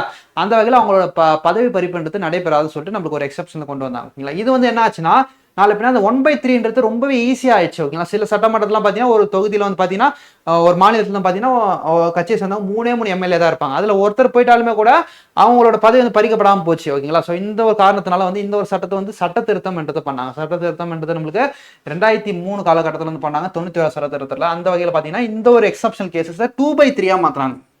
அதாவது ஒரு கட்சியில் இருக்கக்கூடிய எம்எல்ஏவோ எம்பியோ மொத்தமாக இருக்கக்கூடிய அந்த ஒரு எண்ணிக்கையில் 3ல் 2 பங்கு எம்எல்ஏ எம்பிஸ் வந்து வேற ஒரு கட்சிக்கு போனாங்கன்னா அந்த ஒரு சினாரியோவில் அந்த கட்சி மீது நம்பிக்கை இல்லாத காரணத்தினால தான் வந்து மெஜாரிட்டி ஆஃப் த கேண்டிடேட்ஸ் வந்து வேற ஒரு கட்சிக்கு போறாங்கன்னு சொல்லிட்டு அந்த ஒரு சட்டத்தை பயன்படுத்தி அவங்களோட பதவின்றது பறிக்கப்படாதுன்னு சொல்லிட்டு இந்த இடத்துல ஒரு முக்கியமான டேட்டாவா பார்க்கலாம். ஓகேங்களா, ஸோ இந்த ஒரு சட்டத்தை பயன்படுத்தி தான் நம்மளுக்கு வந்து ராகவ் சாத்தா உட்பட 6 எம்பிஸ் வந்து ராஜ்யசபா எம்பிஸ் வந்து பார்த்தீங்கன்னா நம்மளுக்கு பிஜேபிக்கு மாறினாலுமே கூட அவங்களோட அந்த எம்பி சீட் வந்து பறிக்கப்படவில்லைன்னு சொல்லிட்டு இந்த இடத்துல ஒரு முக்கியமான டேட்டாவா பார்க்குறோம். அந்த வகையில் பார்த்தீங்கன்னா ராஜ்யசபாவோட எம்பிஸ் மொத்தம் 11 பேர் ஆம் ஆத்மி பார்ட்டியை சேர்ந்தாங்க. இதுல 2/3 ரேஷியோன்னு சொல்லிட்டு பார்க்கும்போது நம்மளுக்கு 7 தான். 7 எம்பிஸ் வந்து வேற ஒரு கட்சிக்கு போனாங்கன்னா அவங்களோட எம்பி சீட் வந்து பறிக்கப்படாது. இன்கேஸ் வந்து 6ஓ 5ஓ போனாங்கன்னா அது 2/3 கீழே இருக்கிறதுனால அவங்களோட பதவின்றது கட்சி தாவல் தடை சட்டத்துக்கு கீழே வந்து அமல்படுத்தி அவங்களோட பதவின்றது பறிக்கப்படும். ஆனால் வந்து இவங்க வந்து 2/3 ரேஷியோவில் 7 மெம்பர்ஸ் ஒன்னா சேர்ந்து போனனால வேற ஒரு கட்சிக்கு பேலன்ஸ் இருக்கிறது 4 பேர் தான். ஆனால் மெஜாரிட்டி ஆஃப் த பீப்புள் வந்து பிஜேபிக்கு போயிட்டாங்க. ஸோ அந்த வகையில் பார்க்கும்போது நம்மளுக்கு என்ன ஆகும்னா இவங்களோட பதவி வந்து பறிக்கப்படாது. இவங்க அதே எம்பி ராஜ்யசபா எம்பியா இருப்பாங்க, பிஜேபியோட பார்ட்டியா இருப்பாங்க சொல்லிட்டு இந்த இடத்துல ஒரு முக்கியமான டேட்டா பார்க்க. இதுதான் வந்து கரண்ட் அஃபேர்ஸ். ஓகேங்களா, இந்த ஒரு கரண்ட் அஃபேர்ஸ்ல நம்ம பார்த்த விஷயம் முக்கியமான டேட்டாலாம் இதுதான். ஓகேங்களா, ஸோ இந்த ஒரு டேட்டா கீழே நம்மளுக்கு என்னென்ன அனலைசிஸ்லாம் பண்ணியிருக்காங்கன்னு சொல்லிட்டு இந்த ஒரு எடிட்டோரியல் நம்ம பார்க்க போகிறோம். ஸோ அந்த வகையில் நான் சொன்ன டேட்டா தான் ஆல்ரெடி இருக்க மாதிரி 10வது அட்டவணையில் தான் இந்த ஆன்டி டிஃபெக்ஷன் லான்றது இருக்கு. கட்சி தாவல் தடை சட்டம் 1985 காலகட்டத்தில் கொண்டு வரப்பட்ட ஒரு சட்டம். இந்த ஒரு சட்டம் வந்து பார்த்தீங்கன்னா நம்மளுக்கு 1968 காலகட்டத்தில் கயாராம் என்ற ஹரியானா எம்எல்ஏ ஆல்ரெடி சொன்ன ஷோ தான். கயாராம் எம்எல்ஏ வந்து வேற ஒரு கட்சிக்கு ஒரே நாள் 3 கட்சிக்கு மாறினால வந்து அவரோட ஜனநாயகம்ன்றது பாதிக்கப்படுது, மக்களோட ஜனநாயகம்ன்றது பாதிக்கப்படுறதுனால 1985 காலகட்டத்தில் கட்சி தாவல் தடை சட்டம்ன்றது கொண்டு வந்தாங்க. இந்த ஒரு சட்டம் கொண்டு வந்து அது சார்ந்த தீர்ப்புகளும் நிறைய ஜட்ஜ்மெண்ட் நிறைய கேசஸ்லாம் நடந்தது. ஓகேங்களா, இந்த சட்டம் வந்து சும்மா வரல. 1985 கட்சி தாவல் தடை சட்டம்ன்றது சும்மா வரல. நிறைய தீர்ப்புகள் நிறைய சட்டங்கள்லாம் போட்டாங்க. அந்த வகையில் 2023 காலகட்டத்தில் வந்து பார்த்தீங்கன்னா ஒரு தீர்ப்பு வந்து தந்திருக்காங்க. உச்சநீதிமன்றம் ஒரு தீர்ப்பு இந்த ஒரு கட்சி தாவல் தடை சட்டம் சார்ந்த ஒரு தீர்ப்பு வந்து தந்திருக்காங்க. அந்த வகையில் பார்க்கும்போது வழக்கில் உச்சநீதிமன்றம் அரசியல் கட்சியையும் சட்டமன்ற கட்சியையும் தனித்தனியாக பார்க்க வேண்டும் என்று கூறியதுன்னு சொல்லிட்டு இந்த இடத்துல பார்க்குறோம். ஓகேங்களா, ஸோ அரசியல் கட்சி வேற, சட்டமன்றத்தில் இருக்கக்கூடிய மெம்பர்ஸ் வேறையா நம்ம பார்க்கணும். ஏன்னா வந்து ஒரு மக்கள் வந்து பார்த்தீங்கன்னா கட்சியை நம்பி வந்து ஓட்டு போடுறாங்க. இது ஒரு point of view. At the same time அந்த கட்சியில் இருக்கக்கூடிய மெஜாரிட்டி ஆஃப் த கேண்டிடேட்ஸ் வந்து அந்த கட்சி மேலே நம்பிக்கை இல்லாத காரணத்தினால அவங்களோட ஜனநாயகத்தை காப்பாற்றணுன்ற காரணத்தினால் மெஜாரிட்டி ஆஃப் த 2/3 பீப்புள்ஸ் வந்து வேற ஒரு கட்சிக்கு டிரான்ஸ்ஃபர் ஆனாங்கன்னா அவங்களோட பதவி வந்து பறிக்கப்படக்கூடாதுன்னு சொல்லிட்டு நம்மளுக்கு வந்து சுப்ரீம் கோர்ட் வந்து ஒரு அட்வைஸ் கொடுத்துருக்காங்கன்னு சொல்லிட்டு இந்த ஒரு சுபாஷ் தேசாய் வழக்கில் நம்ம இந்த இடத்துல பார்க்குறோம். ஓகேங்களா, ஸோ அந்த வகையில் பார்க்கணும் முரண்பட்ட கருத்துக்கள் இந்த ஒரு சட்டத்தின் கீழே என்னென்ன முரண்பட்ட கருத்துக்கள்லாம் இருக்குன்னு சொல்லிட்டு பார்க்கும்போது நம்மளுக்கு பம்பாய் உயர்நீதிமன்றம் ஒரு தீர்ப்பில் அசல் கட்சி இணைய வேண்டும் அவசியமில்லை என கூறியது. ஆனால் இது சின்னங்கள் ஆணையை புறக்கணிப்பதாக மூத்த வழக்கறிஞர்கள் கருதுகின்றன. இப்ப 7 பேர் வந்து டிரான்ஸ்ஃபர் ஆயிருக்காங்க இல்லையா, ஆம் ஆத்மி பார்ட்டியில இருந்து ஒரு 7 எம்பிஸ் வந்து ராஜ்யசபா எம்பிஸ் வந்து நம்மளுக்கு பிஜேபிக்கு வந்து டிரான்ஸ்ஃபர் ஆயிருக்காங்க. அந்த வகையில பார்க்கும்போது மக்கள் வந்து எந்த சின்னத்தை பார்த்து ஓட்டு போட்டிருப்பாங்க, அந்த ஆம் ஆத்மி பார்ட்டியை சேர்ந்த சின்னத்தை பார்த்து தான் ஓட்டு போட்டிருப்பாங்க. இது வந்து ராஜ்யசபா எம்பின்றதுனால வந்து மேஜரா ரோல் பிளே பண்ணாது. இன்கேஸ் இது எம்எல்ஏவா இருந்துச்சுன்னா, ஒரு எம்எல்ஏவா இருந்துச்சுன்னா, ஒரு லோக்சபா எம்பியா இருந்துச்சுன்னா, அந்த ஒரு சினாரியோல பார்க்கும்போது மக்கள் வந்து சின்னத்தை பார்த்து தான் ஓட்டு போட்டிருப்பாங்க. அந்த சின்னத்தை பார்த்து ஓட்டு போட்டு இப்போ அவங்க வேற சின்னத்தில் நீங்க எம்பியா இருக்காங்க. ஸோ அந்த வகையில் பார்த்தீங்கன்னா இது வந்து ஜனநாயக முறைகேடா இருக்குன்னு சொல்லிட்டு ஒரு முரண்பட்ட கருத்துக்களை பல சீனியர் அட்வொகேட்ஸ் வந்து சொல்லியிருக்கிறத நம்ம இந்த இடத்துல பார்க்கலாம், இந்த ஒரு எடிட்டோரியல்ல. அந்த வகையில் பார்க்கும்போது நம்மளுக்கு ஜனநாயகத்துக்கு ஏற்படும் ஆபத்து, இந்த ஒரு எக்ஸப்ஷனல் கேசஸ் மூலமா ஜனநாயகத்துக்கு என்னென்ன இடர்பாடுகள்லாம் வரப்போகுதுன்னு சொல்லிட்டு பார்க்கும்போது நம்மளுக்கு ஜனநாயக விரோதம், தேர்ந்தெடுக்கப்பட்ட உறுப்பினர்கள் மற்றும் இணைவது என்பது வாக்காளர் நம்பிக்கைக்கு செய்யும் துரோகம். வாக்காளர்கள் ஒரு கட்சிக்கு நம்பி தான் ஓட்டு போடுறாங்க. அந்த வகையில் நீ வேற கட்சிக்கு போயிட்டோன்னா மெஜாரிட்டி ஆஃப் த பீப்புள் நீ வேற கட்சியில் ஒரு எம்எல்ஏவா இருக்கு, அப்போ அந்த கட்சி வந்து மக்களுக்கு பிடிக்காத கட்சியாக கூட இருக்கலாம். அந்த வகையில் இந்த ஒரு சட்டம் வந்து ஒரு ஆபத்தான ஒரு சட்டம், ஜனநாயகத்துக்கு எதிரான ஒரு சட்டமாக தான் இந்த ஒரு சட்டத்தை நம்ம பார்க்கணும். நெக்ஸ்ட் வந்து பார்க்கும்போது ஆப்லிட்ரேஷன் ரூல், அதாவது அரசியலமைப்பு மோசடின்னு சொல்றாங்கப்பா இந்த ஒரு சட்டத்தை. அதாவது இந்த 2/3 ரேஷியோல வேற ஒரு கட்சிக்கு போனாங்கன்னா அவங்களோட பதவி எடுத்து பறிக்க விடாம அந்த கட்சியில வந்து அவங்க ஒரு எம்எல்ஏவோ எம்பியோ இருக்காங்க இல்லையா, இந்த ஒரு சட்டம் எடுத்து பார்த்தீங்கன்னா அரசியலமைப்பு செய்யக்கூடிய ஒரு மோசடியா இந்த இடத்துல நம்மளுக்கு சொல்றாங்க. ஓகேங்களா, அது என்ன மோசடின்னு சொல்லிட்டு பார்க்கும்போது நம்மளுக்கு அசல் கட்சி வெளியேயும் அதன் உறுப்பினர்கள் உள்ளேயும் என இரட்டை நிலை நீடிப்பது அரசியலமைப்பு திட்டத்தின் மீதான மோசடி என்று கட்டுரையாளர் குறிப்பிடுகிறார். அதாவது இந்த ஆசிரியர் வந்து குறிப்பிடுகிறார் சொல்லிட்டு சொல்றாங்க. ஓகேங்களா, ஸோ ஒரு கட்சியில இருக்கக்கூடிய அந்த கட்சியோட மெம்பர்ஸ் வந்து ஒரு கட்சியில இருக்காங்க, அந்த கட்சியில இருக்க கேண்டிடேட்ஸ்லாம் வேற ஒரு கட்சிக்கு போயிடறாங்க.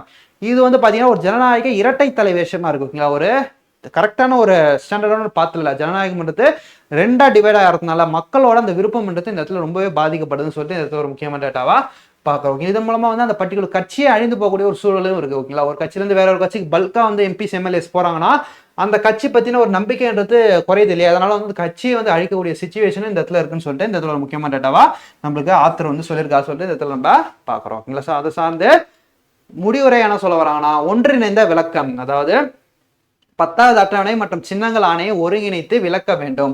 10வது அட்டவணை என்ன சொல்லுது, சின்னங்கள் ரிலேட்டடா என்ன சொல்லுதுன்னு சொல்லிட்டு இதை சார்ந்த ஒரு சட்ட திருத்தத்தை மாநில அரசாங்கமும் சரி மத்திய அரசாங்கமும் சரி வலியுறுத்த வேண்டும் சொல்லிட்டு நம்மளுக்கு இந்த ஒரு எடிட்டோரியல் நம்மளுக்கு ஆசிரியர் வந்து சொல்லியிருக்காரு. ஓகேங்களா, அது மட்டும் இல்லாம இந்த ஒரு சட்டத்தோட முக்கிய நோக்கம் என்னன்னு சொல்லிட்டு பார்க்கும்போது தனிப்பட்ட லாபத்திற்காக செய்யப்படும் அறமற்ற அரசியல் மாற்றங்களை தடுத்து பிரதிநிதித்துவ ஜனநாயகத்தின் அடித்தளத்தை பாதுகாக்க வேண்டும் சொல்லிட்டு இந்த ஒரு சட்டம் ஜனநாயகத்துக்கு எதிரானதுன்னு சொல்லிட்டு நம்மளுக்கு சொல்லியிருக்காங்க. ஓகேங்களா, to prevent unprincipled political realignments and protect the mandate of the voter சொல்லி இந்த இடத்துல ஒரு முக்கியமான டேட்டாவா பார்க்கணும். ஓகே, ஸோ இந்த ஒரு கட்சி தாவல் தடை சட்டம் சார்ந்த ஒரு எக்ஸாம் பாயிண்ட் ஆஃப் வியூ நம்ம ஆல்ரெடி டிஸ்கஸ் பண்ணதான், இதுவுமே நம்ம கொடுத்துருக்கோம். ஸோ இதை நம்ம ஒரு கிளான்ஸ் பார்த்துருவோம். ஓகேங்களா, அந்த வகையில் பார்க்கும்போது நம்மளுக்கு 1985 தான் வந்து இந்த ஒரு கட்சி தாவல் தடை சட்டம் 52வது சட்டத்தின் கீழே 10வது அட்டவணையில் சேர்ந்தாங்க.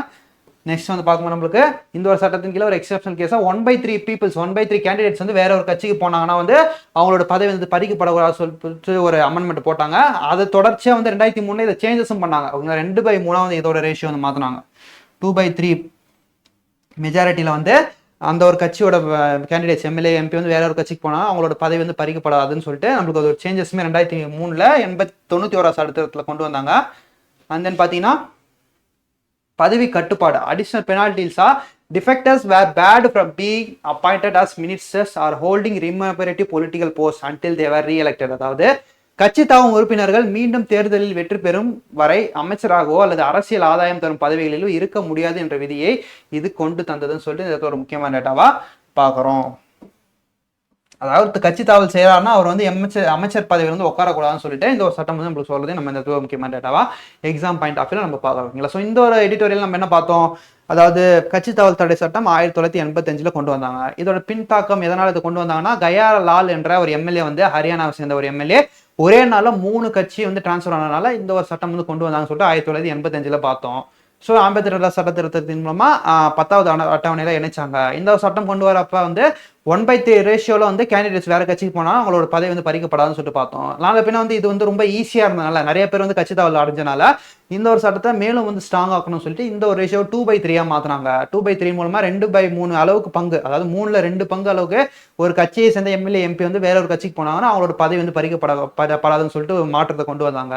இந்த ஒரு சட்டத்தை பயன்படுத்தி ரீசெண்டாக வந்து நம்ம ராகவ் சாத்தா என்ற ராஜ்யசபா எம்பி, ஆம் ஆத்மி பார்ட்டியை சேர்ந்த ராஜ்யசபா எம்பி வந்து பார்த்தீங்கன்னா அவரோட அந்த ஆம் ஆத்மி பார்ட்டியை சேர்ந்த கூட வந்து 6 ராஜ்யசபா எம்பியும் கூட்டுக்கிட்டு மொத்தமாக 7 பேரா நம்ம வந்து பிஜேபியில் சேர்ந்தார். ஓகேங்களா, அதுவுமே பார்த்து நம்ம இந்த எடிட்டோரியல பார்த்தோம் இல்லையா. ஸோ இதன் மூலமா வந்து அவங்களோட பதவி வந்து பறிக்கப்படவில்லைன்னு சொல்லிட்டு பார்த்தோம். ஓகேங்களா, இதுதான் நம்ம இந்த எடிட்டோரியல் பார்த்தா ஒரு முக்கியமான டேட்டாவை பார்க்கலாம். இந்த ஒரு எடிட்டோரியல் வந்து நம்மளுக்கு ரொம்ப முக்கியமான ஒரு எடிட்டோரியலா பார்க்கலாம். கரண்ட் அஃபேர்ஸ் ரிலேட்டாகவும் சரி, பாலிட்டி ரிலேட்டடாகவும் சரி, மெயின்ஸ் பாயிண்ட் ஆஃப் வியூல ரொம்ப முக்கியமானது.